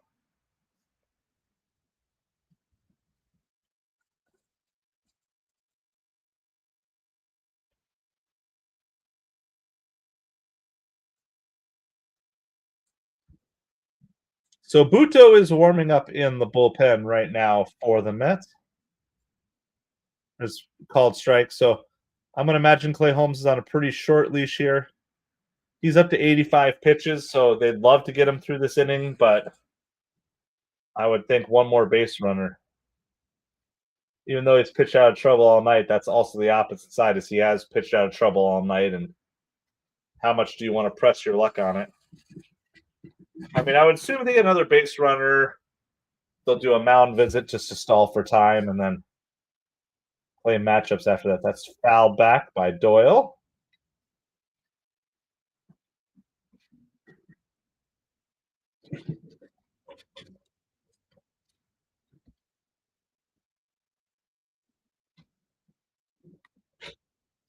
Does Trout actually have? Wow, I wouldn't. I don't know if I would have guessed. I know when he's been playing, he's been doing well. I just don't know if I would have guessed he has the longest home run of 2025.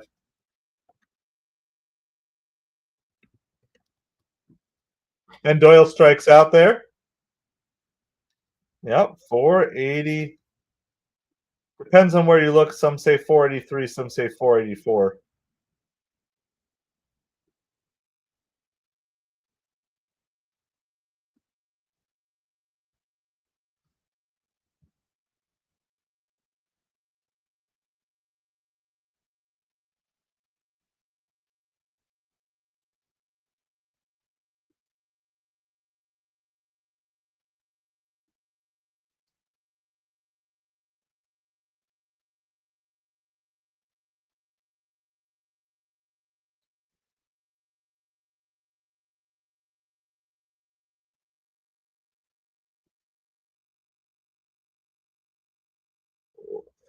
Line cut by Beatty.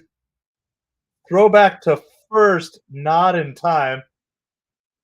I think he got back safe, but it was close.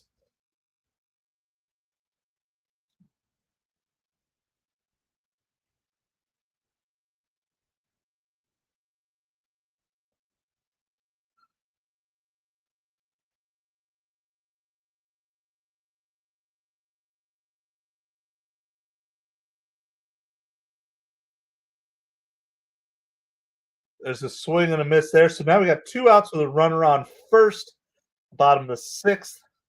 Farmers at the plate. Clay Holmes trying to get through this inning. This is, I don't know if it's for sure his last batter. It's almost certainly his last inning, though. There's another pitch there. Strike 2.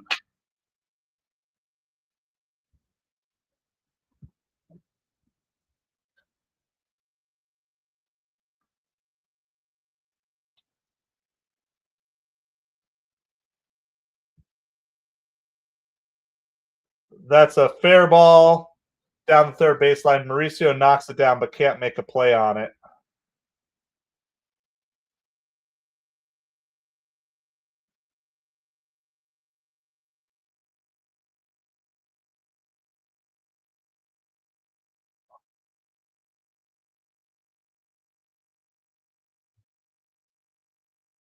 Yeah, that's got to be an error on Mauricio.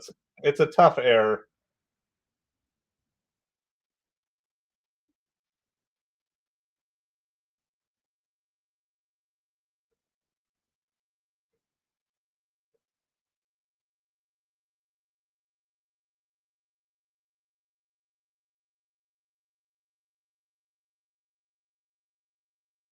Actually, that Trout home run is the longest home run since the start of 2024, so over the last 2 years.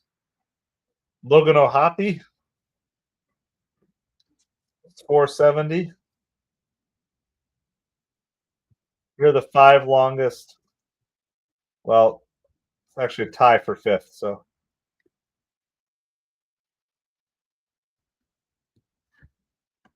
let me put the top 5 up here.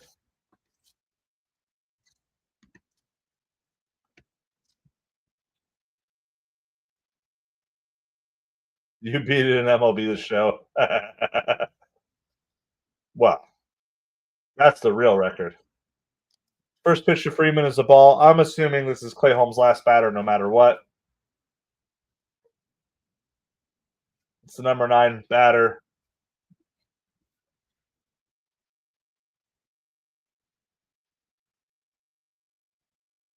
Grounder to Lindor. Throws over to Beatty.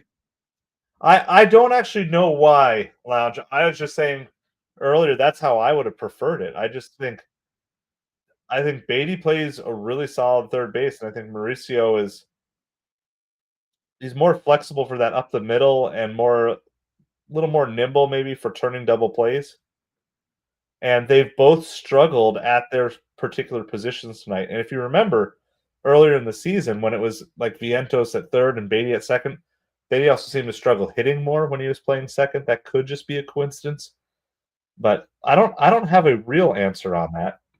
But it's definitely seems kind of curious to me.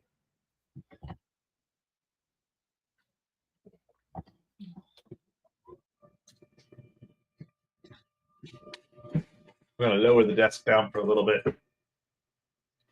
Lowering the desk down. This game is flying by tonight. We're already going to the top of the 7th inning.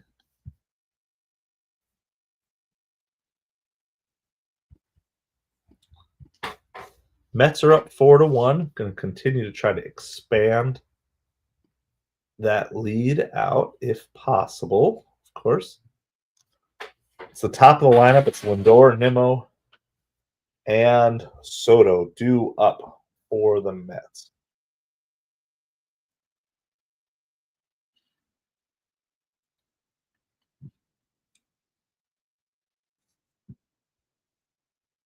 Rollison is going to stay in for the Rockies as well.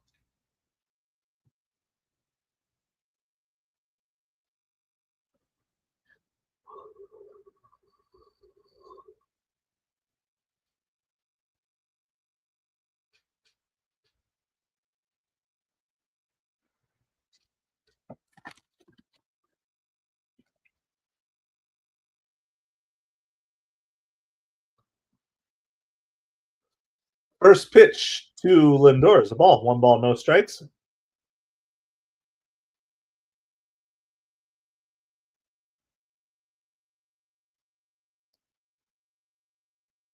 There's a strike to Lindor. 1 ball, 1 strike.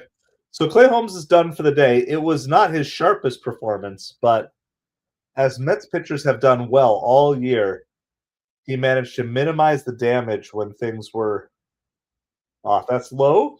2 balls, 1 strike.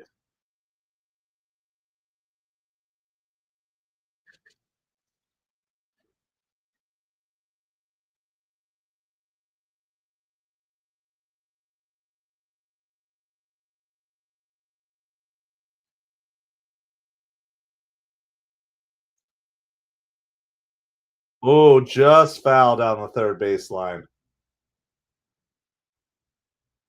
Well, Ryan Mauricio does have the hardest hit ball of the night, as we said before, 110.3 miles an hour off the bat for his home run.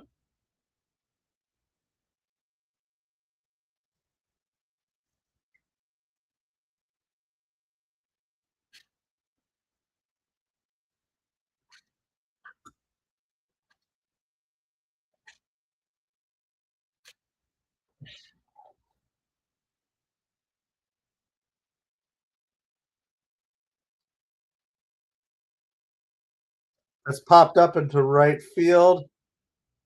Strada makes the catch for the first out. It's in the top of the seventh inning, one out. It is again 4-1 Mets with one out here.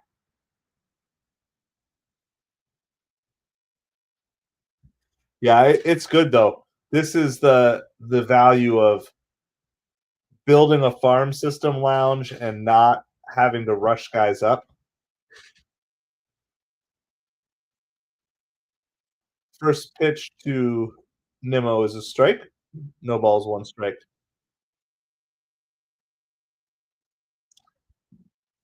And it's too bad that none of these guys coming up are outfielders. That would have been really nice, but they'll come.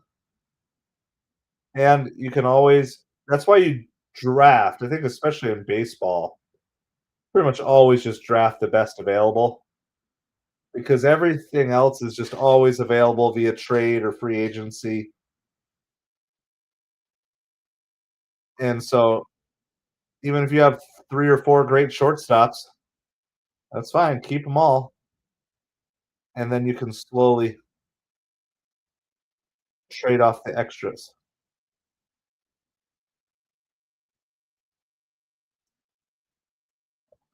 So there are 2 balls, 2 strikes to Nimmo.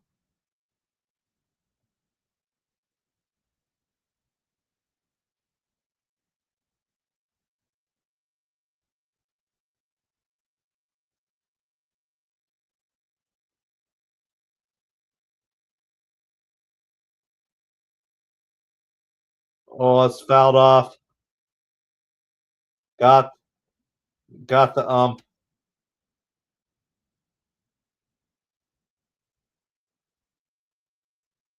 Got the ump down under, guys.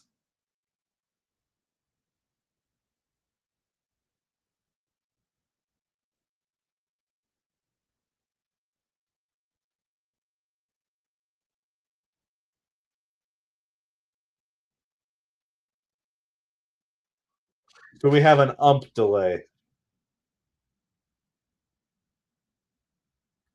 Foul ball off of Nimmo.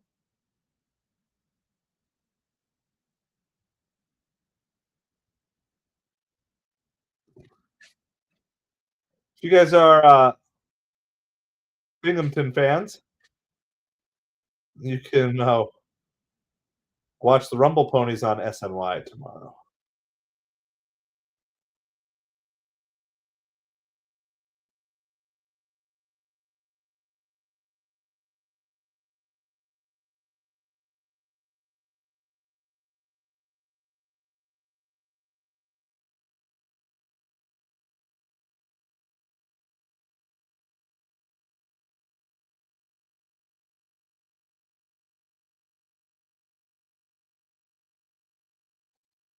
All right, here we go. We're back at it. 2-2 pitch. That's high. 3 balls, 2 strikes. Brandon Nimmo's at the plate. Nobody on, one out. Top of the seventh. Mets are up 4-1. That's the reset for you guys here.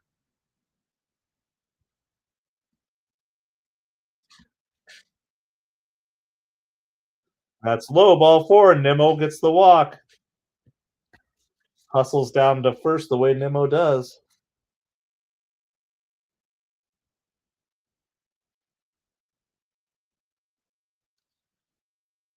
Juan Soto's had a rough night.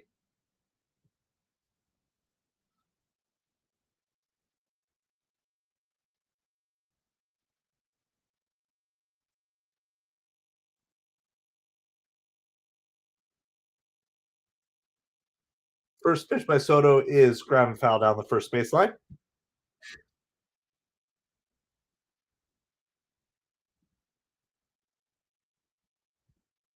So Soto had 3 hits last night. It was his first 3-hit game with the Mets, but no hits yet tonight.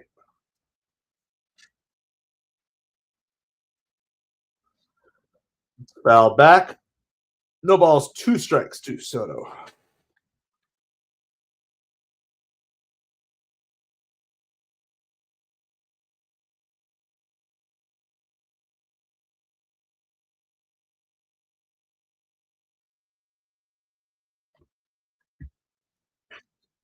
That's in the dirt. 1 ball, 2 strikes to Soto.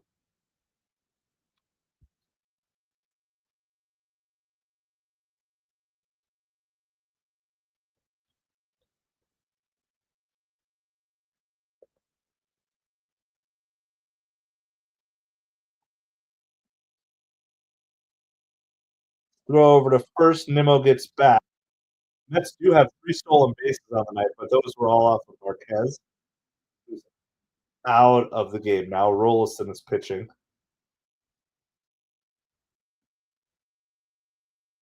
Here's the 1-2 pitch. It's outside. 2 balls, 2 strikes to Soto. Soto got behind 0-2, but he's evened up the count here. Pete Alonso's also had a rough night. Most of the Mets' production has actually come from the bottom half of the lineup tonight. It's also a ball down low, full count. So home runs by Jared Young, Ronnie Mauricio, and Jeff McNeil. Definitely not what you might expect. The bottom half of the lineup has been balling out. David Stern says the phone app to learn when bad relievers. I'm like, Craig Kimbrell just got DFA'd.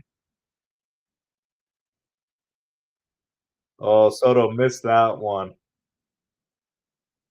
That was a 3-2 pitch, and he missed it. He fouled it back.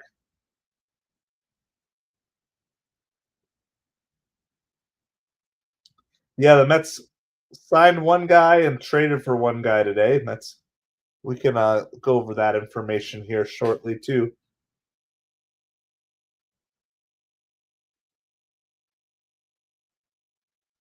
Fouls that one back. It's a good 2 strike swing.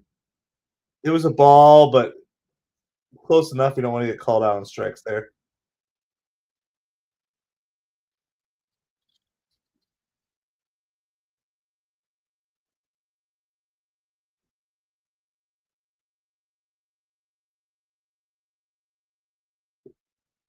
There's ball 4. Soto works the walk after getting behind 0-2. A very good at bat by Soto. A very Soto-like at bat. And we're going to get another pitching change. Well, let's do this.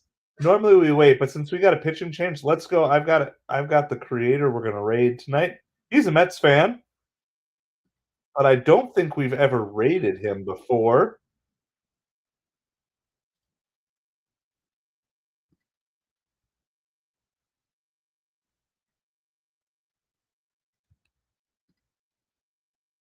All right, here we go. We're going to do a little raid. We're going to raid a small creator, another Mets creator. So give him a like. If you like his vibe, give him a sub. We're going to go ahead and do our little bit of a raid here. So there's the link. It is Blunt Thoughts Sports. So I'm going to go over, just say hi.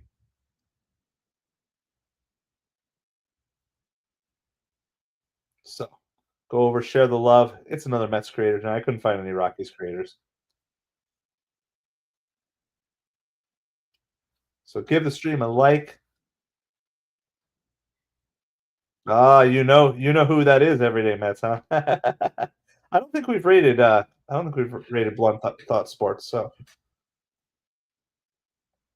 there's not every channel can stream every day. And so sometimes I don't stream every day, so we just try to catch the ones that we can catch. So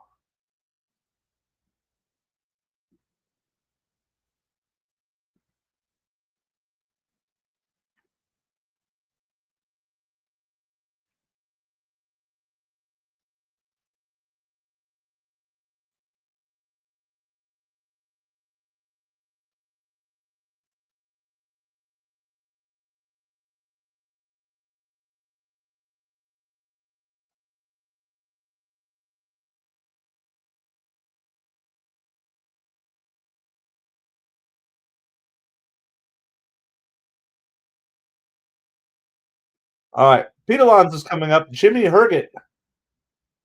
Jimmy Herget is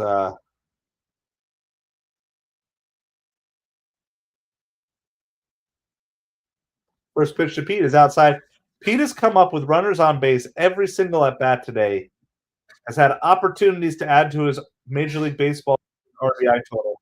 Has yet to come through. He rips that one out to left field.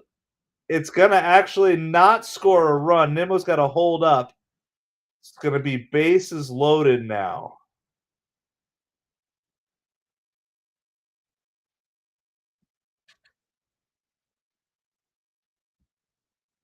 So Willy Wonka golden ticket and goes to all the Mets games. That's cool.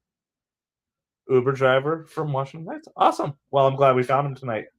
That's probably why he doesn't stream that often. If he's at all the Mets games, all the New York Mets games. So I'm glad that we got to rate him and catch him tonight. So give a little boost to the YouTube algorithm.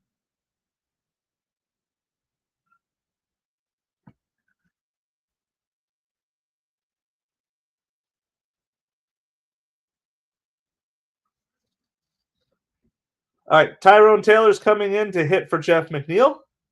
McNeil, of course, had a home run tonight. Good evening for him. Tyrone Taylor's now in for defense. Bases are loaded with one out. Tyrone Taylor is tough to double up.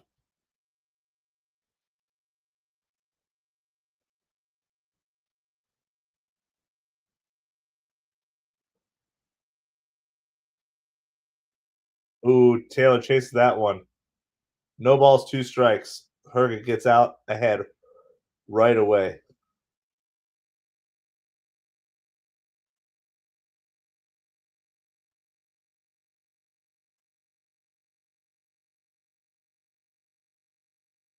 Taylor rips it. It's high. It's going to go back to the track. It's going to be caught there. Nimmo's going to tag.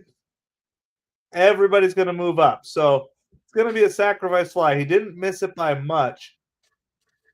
But at least the Mets are able to get a run home here. Considering how that at-bat was going, that was a great job.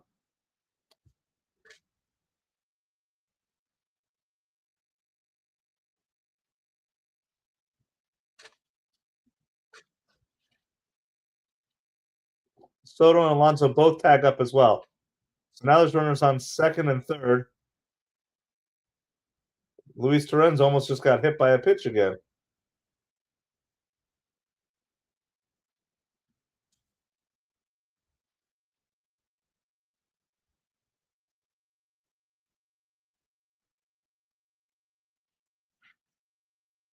Swing and a miss by Torrens. It'll be 1 ball, 1 strike.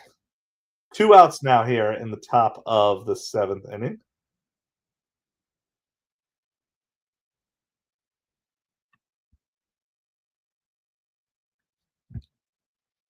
That's outside. 2 balls, 1 strike.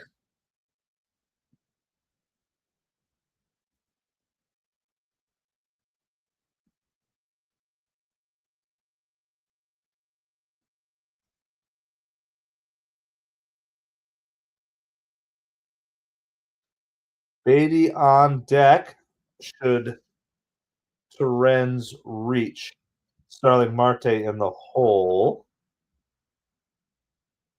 Came in to hit for Jared Young in the DH spot.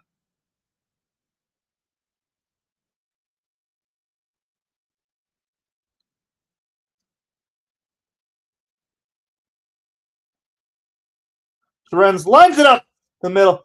It's going to hit off of Estrada's glove, go in the outfield. Soto and Alonso are both going to score. Luis Torrens with a clutch 2 out, 2 RBI hit with runners in scoring position. The Mets open up a 7-1 lead.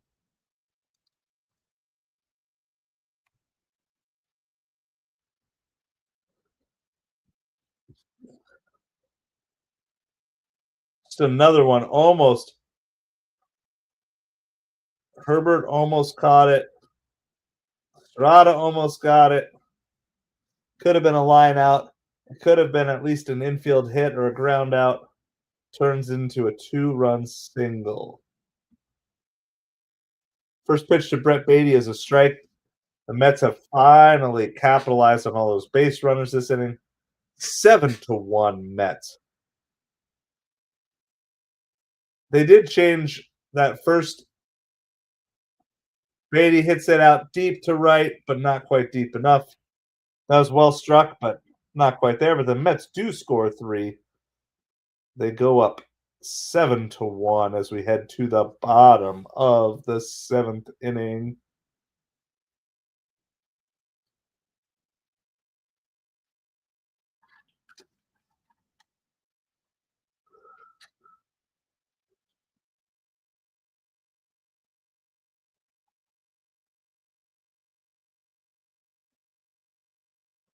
Oh, I have the wrong title. That's funny. I thought I had fixed it. Like, why? This is Mets versus Dodgers. Copy and paste. All right, we got that fixed. It's probably why no one's finding us here tonight. Hold on, I'm gonna.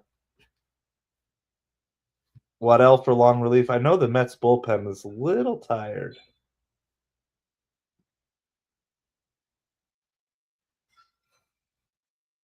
I mean, they're going to bring in Buto here. Buto is coming in now. All right, hold on. I'm going to be right back with you guys in like 2 minutes.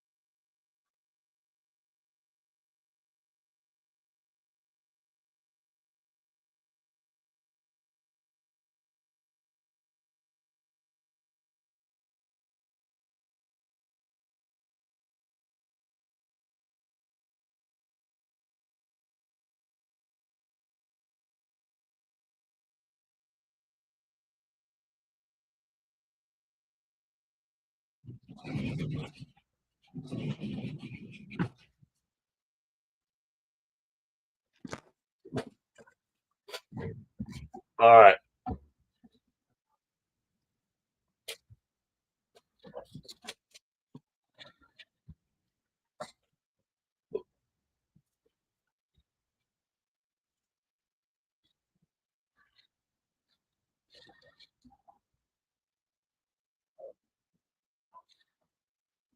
All right.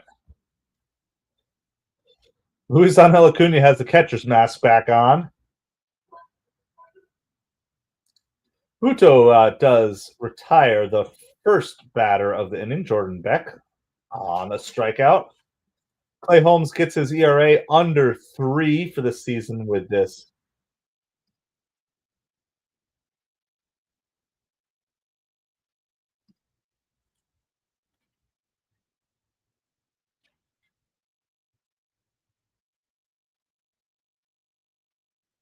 Nice swing and a miss by Estrada.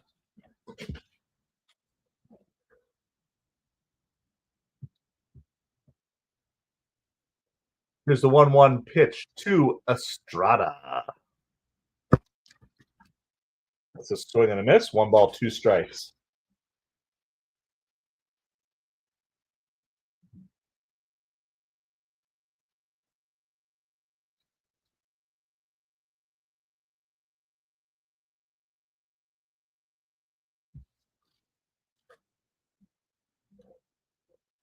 Here's the 1-2 pitch. Lays off. That's a good pitch. We laid it off. Good take by Estrada. It's a tough pitch to lay off there.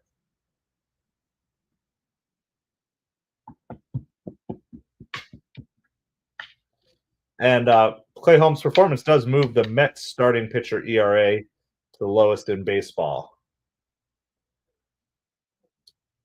Rangers are number 2. I don't know if I would have guessed they were number 2. I know DeGrom's having a great season. I didn't realize the rest of the team was. Back-to-back strikeouts for Buto. Is it just me, or is Buto feeling like a little more reliable option lately? I'm just wondering if that's. Let me look up his stats here.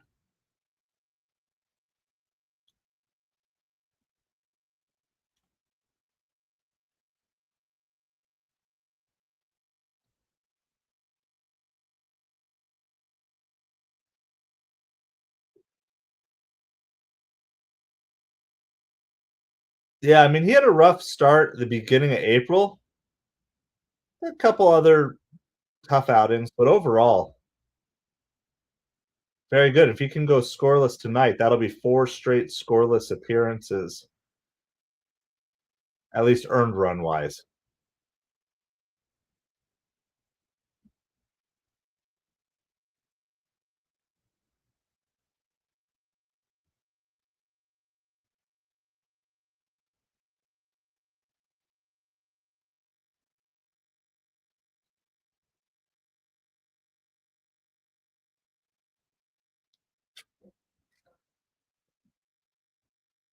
Budo's good with plenty of rest. Is the 1-2 pitch. That's way out there. 2 balls, 2 strikes.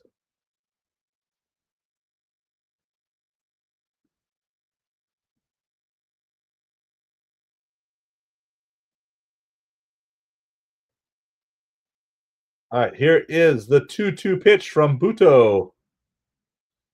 Flies it, but he gets under it. Nimmo gets under it. He makes the catch, and the Rockies are retired. In the bottom of the 7th, we go to the top of the 8th inning. 7-1 Mets so far. Nice, comfortable game. It could have been a lot worse. The Mets had opportunities to score a lot more runs. To be fair, so did the Rockies, though. So I think Rockies had 8 hits off of Clay Holmes, only got 1 run on a solo home run.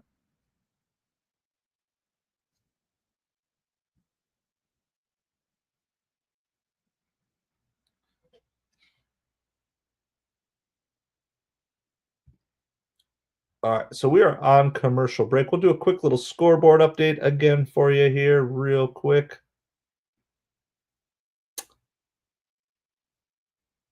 There are only 3 games in progress right now. The Angels lead the Mariners 6-5. Athletics and Orioles are tied at 4. There's currently a manager challenge going on. Of course, our game is 7-1. Let's check in on this manager challenge. Athletics challenge the tag play.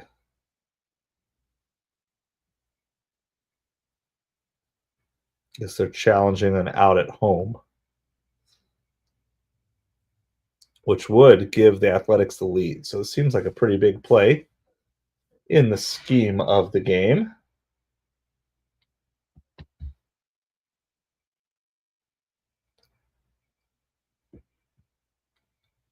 Appreciate each and every one of you. If you don't mind, hit that like, hit that subscribe. We're on our way to 500.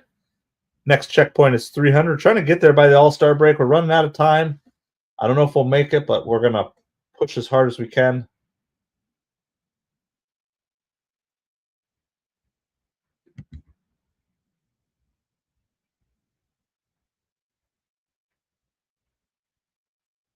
So we were talking about Roman Anthony. He's the Red Sox top prospect. He's actually Major League Baseball's top prospect. He hit a grand slam tonight in AAA that went 497 feet. 497 feet.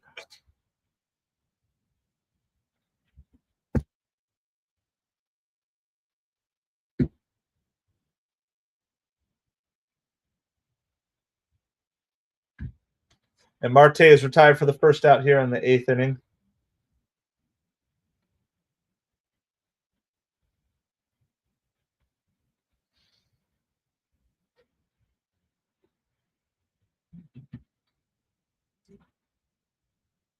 Yeah, so there's lots of talk that Roman Anthony is headed to the big leagues soon. That means that there's going to be an extra outfielder in Boston. All right, Ryan Mauricio is up tonight. He's 2 for 3 with his first home run of the year. Also has a single, stolen base, scored a couple of runs. This is the Ronnie Mauricio tonight that everybody was hoping for. He overswung at that one. 1 ball, 1 strike.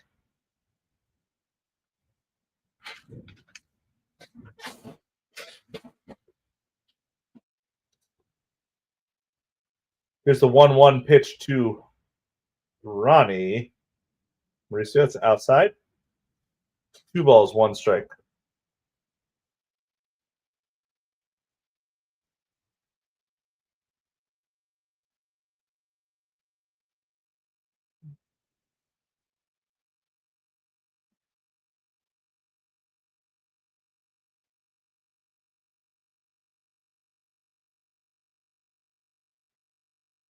Here's the 2-1 pitch to Mauricio.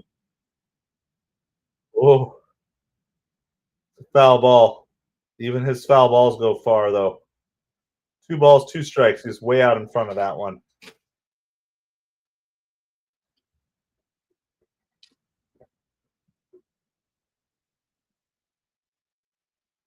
It's outside. 3 balls, 2 strikes.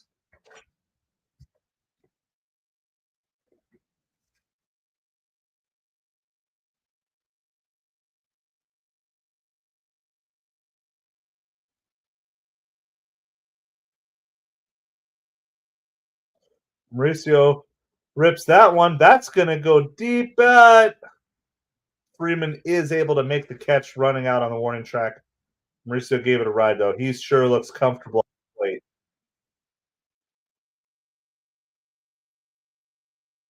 Yeah, Keith Hernandez says nice at bat, and that's exactly correct, is that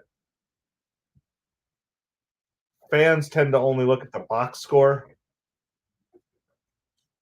the actual results, but that whole at bat by Mauricio was good, and he gave that one a rip. Almost, it would have been a double had it fallen in. It was close. Francisco Lindor is at the plate. First pitch is a strike. No balls, 1 strike, 2 outs. Top of the 8th. Target pitching for the Rockies. Lindor hitting for the Mets. That's hit out to left center field for a 2-out base hit. And Lindor's 3rd hit of the day.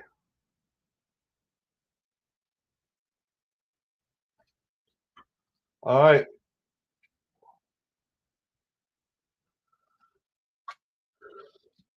Acuna is going to come in and pinch run for Francisco Lindor. So are you going to get a Beatty, Mauricio, Acuna infield? I would put Beatty at 3rd, Mauricio at short, Acuna at 2nd. That seems like the right lineup.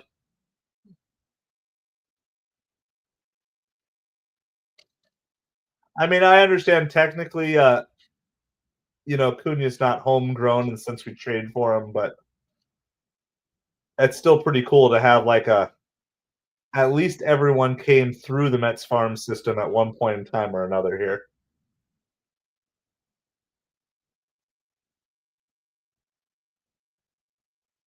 That's drilled down the right field line by Nimmo. Acuna's running. He's going to try to score. And he is. A 2-out RBI double by Brandon Nimmo, and the pinch running for putting Acuna in there works beautifully. He scored easily. I thought that was going to be close, like a play. It is now 8-1. New York Mets.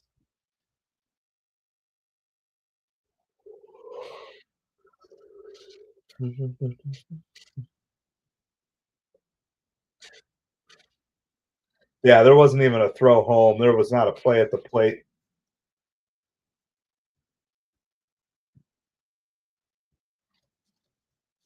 Juan Soto could really use a hit right here just to keep building on that momentum. He's 0 for 3 with a walk today. He did have 3 hits yesterday, but it'd be really nice for him to get into a groove, start maybe a little hitting streak here. Outside, 1 ball, 1 strike to Soto.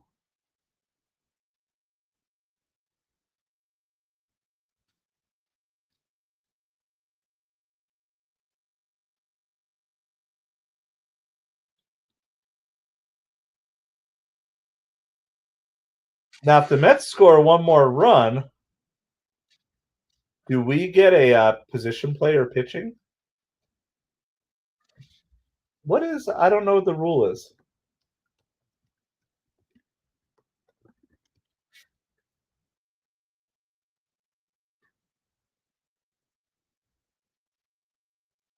Oh, leading by 10 or more. So not quite yet. Mets are going to need to get a couple more runs here if we want to see a position player pitch.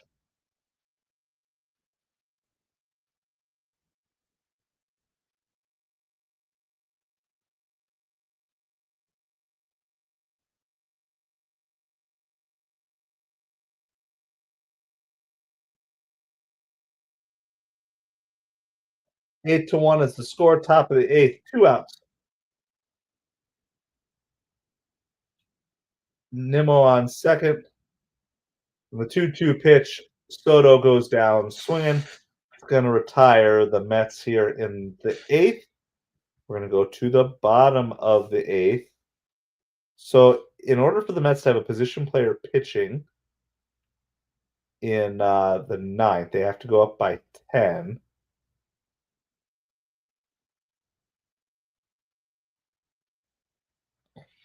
And then in order for the Rockies to have a position player pitching, they have to be down by 8 or more. So we still can't see it yet. But the Mets could put up a couple more runs next inning.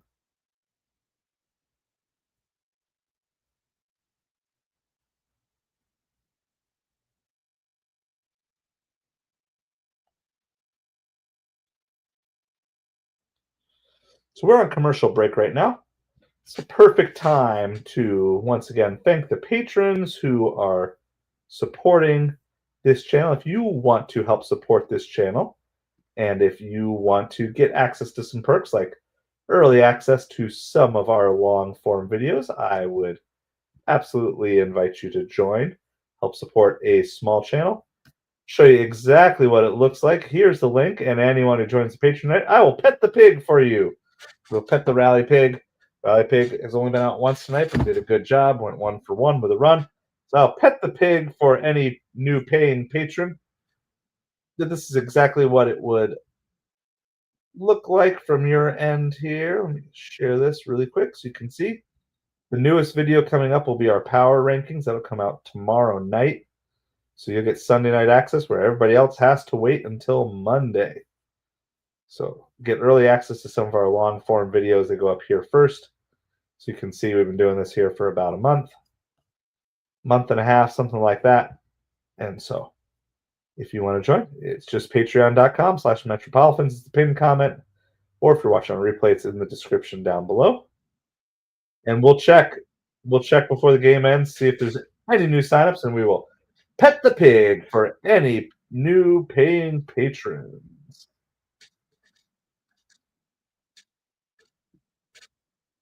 Let's throw the scoreboard back up for you guys.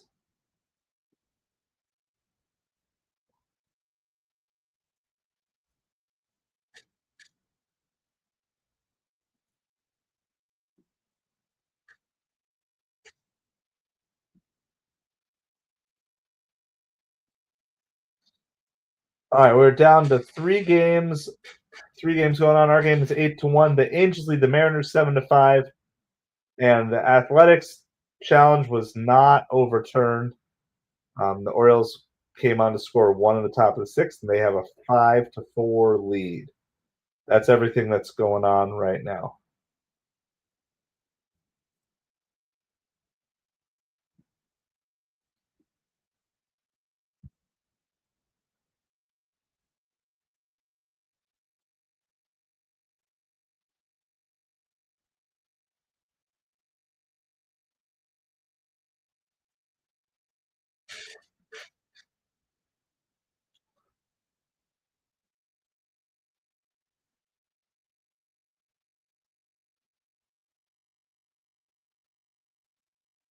So Acuna is going to come in at shortstop. Beatty's going to play second. Mauricio is going to play third this inning. That's exactly not how I would have placed it, but I guess they're just looking for position versatility for all 3 of the guys. I like Beatty at third, Mauricio at short, and Acuna at second. There's a single out to right field here. It's a leadoff base runner. Budo is still pitching for the Mets here, by the way.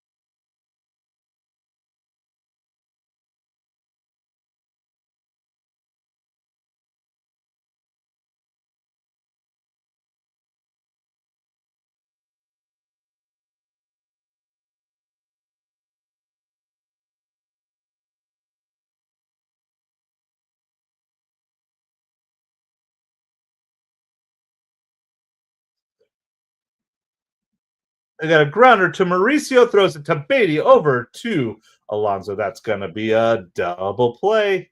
Erase those runners, and now there's 2 outs here in the bottom of the 8th. Doyle is up for the Rockies. First pitch is a strike, no balls, 1 strike. So really good performance by Buto. I don't know if they're going to try to get 3 innings out of him and try to save a reliever for tomorrow. This flied out pretty deep right field, right about to the track.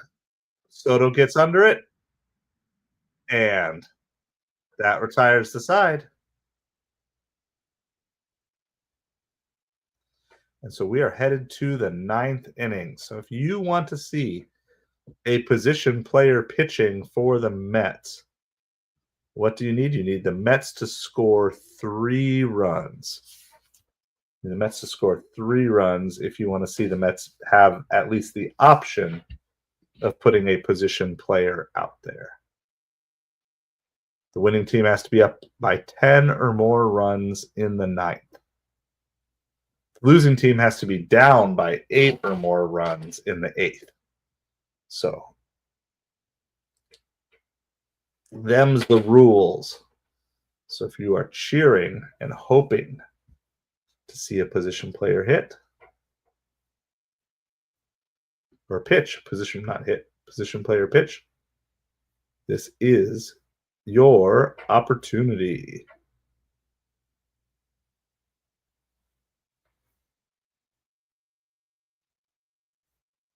We are at commercial break, so you are not missing anything right now. Let's see. Last time, I wonder who it was.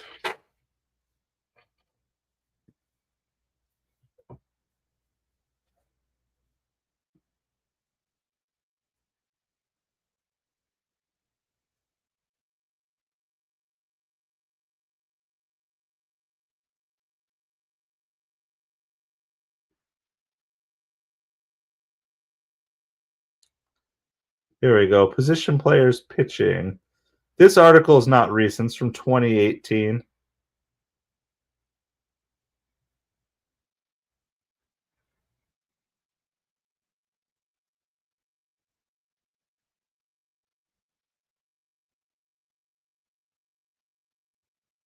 Bill Pecota was the first ever. Yeah, this is an article, but this is an old article. It only goes through 2018. Guillorme seems like the right guy. In 2018, it was Jose Reyes.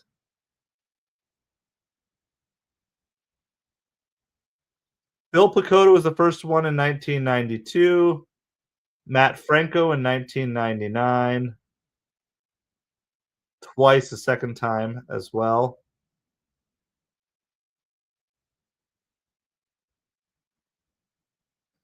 Derek Bell.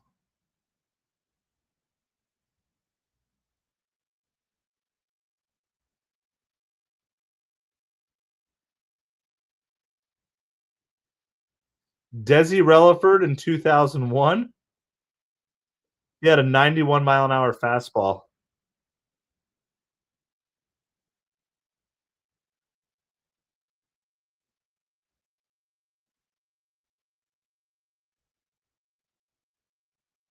Todd Zeal got to do it.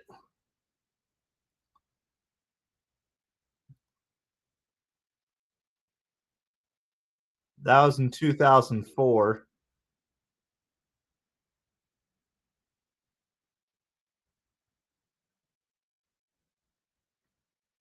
Backup catcher Rob Johnson in 2012.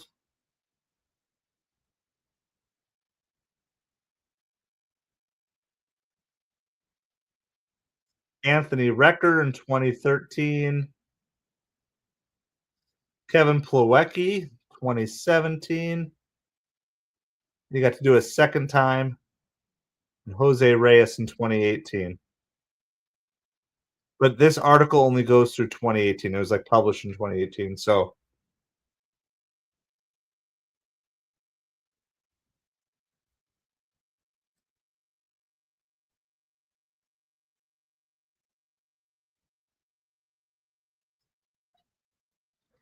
here, this one says, oh, this is 2014.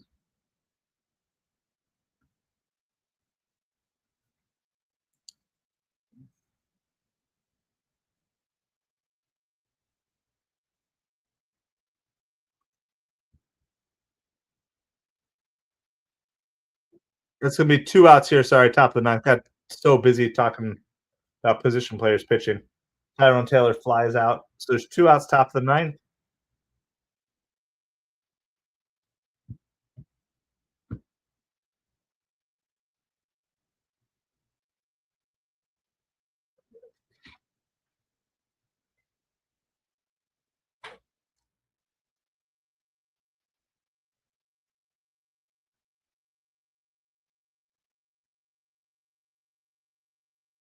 All right, Luis Torrens is up.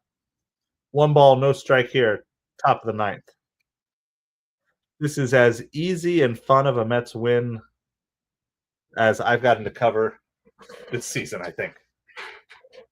There were a couple times it got a little dicey with Clay Holmes, but the Mets just kept stacking wins throughout the game. Runs, just built a nice lead. Luis Torrens and Eddie Alvarez last year. Wow. I don't remember that.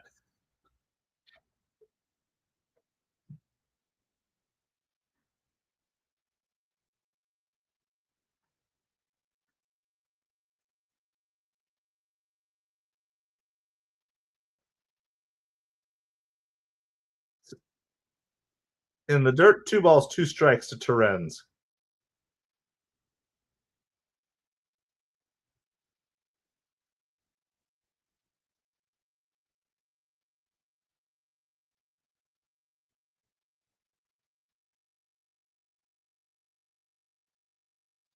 A swing and a miss by Torrens. That's going to retire the side. Going to the bottom of the ninth with an 8-1 lead. Perfect time. If you haven't yet done so, please hit that like, hit that subscribe.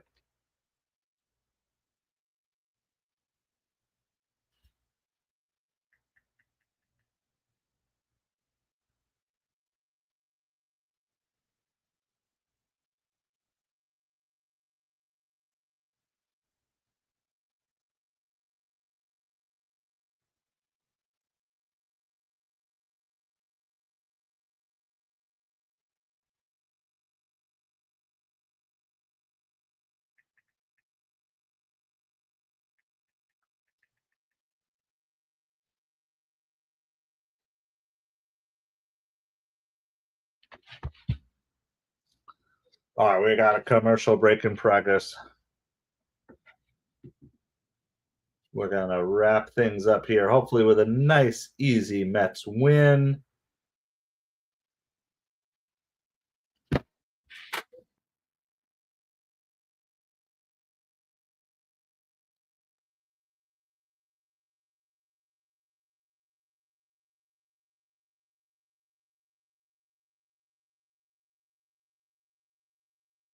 I appreciate each and every one of you hanging out with us here tonight. Let's see who's pitching. Is it Buto? Nope, it's Jose Castillo. Jose Castillo is going to get the ninth. So 2 really good innings by Buto. And remember, when, it's not like the Mets had this huge lead the whole game. But Clay Holmes getting through 6, and the Mets were able to tack on 3 in the 7th. Gave Buto 2 really nice innings. So we're going to go rock solid relief performance today. My old pet rock is going to go to Jose Buto. His final line: 2 innings pitched, 1 hit, no runs, 2 strikeouts. Lowered his ERA to 3.27.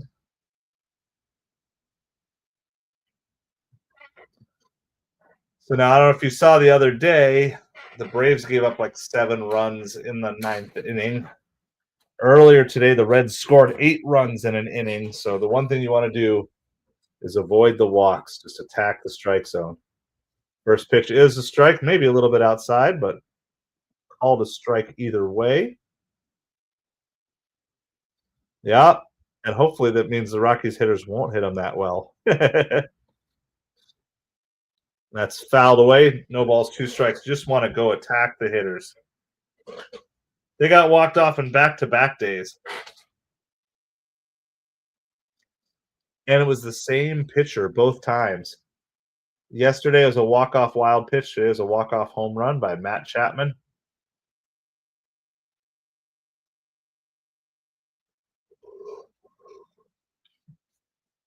Here's the 0-2 pitch. That's inside. 1 ball, 2 strikes. From Castillo to Bouchard.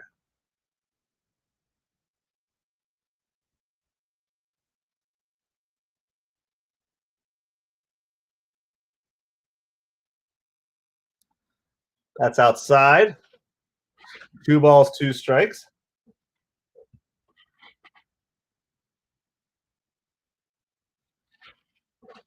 Yeah, Phillies are losing all their games. Dodgers lost again today. The Tigers lost.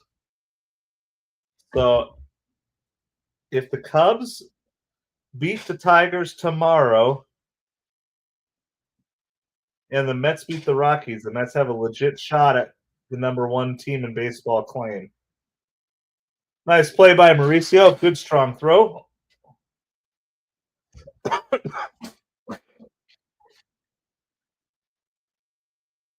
They just caught a girl vaping. I can't imagine you're allowed to vape. Are you allowed to vape at Coors Field? Maybe you are. Who knows?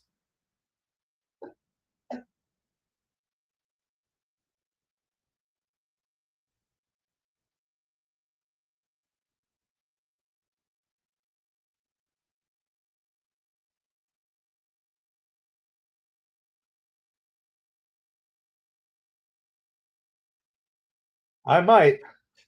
I'll have to look at it.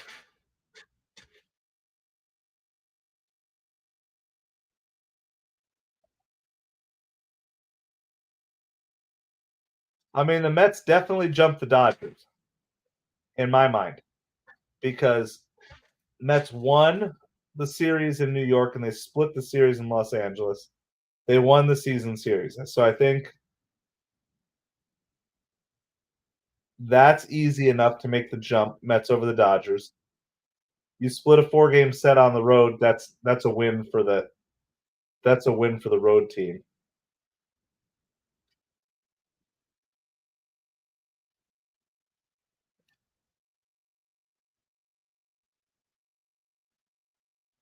Foul ball caught by Torrens for strike 3. That's going to be 2 outs here in the bottom of the ninth.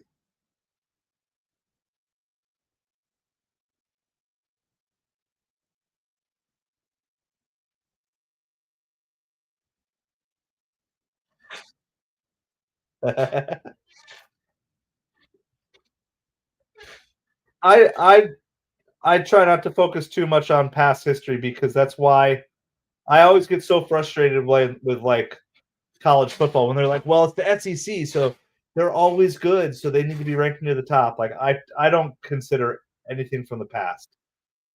Past seasons don't matter. They're different teams. The same reason that the Dodgers have been ranked number 1 by almost all these power ranking people for weeks.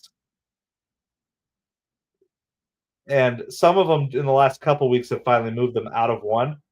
They were only ranked number 1, not based off of this year, it's based off of last year. The fly ball out to right. Soto makes the catch. That is going to retire the side.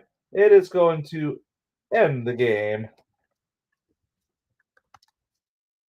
Congrats to Ronnie Mauricio for the home run tonight. His first of the season. Third of his career. The Mets win.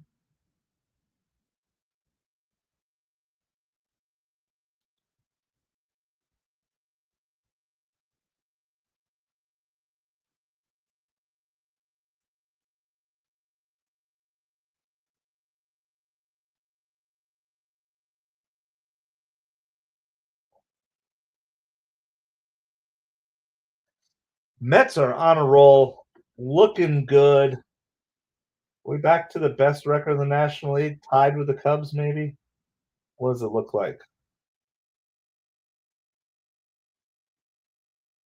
Technically the best record in the National League at 41-24. Tigers are at 42-24. Yankees are at 39-24.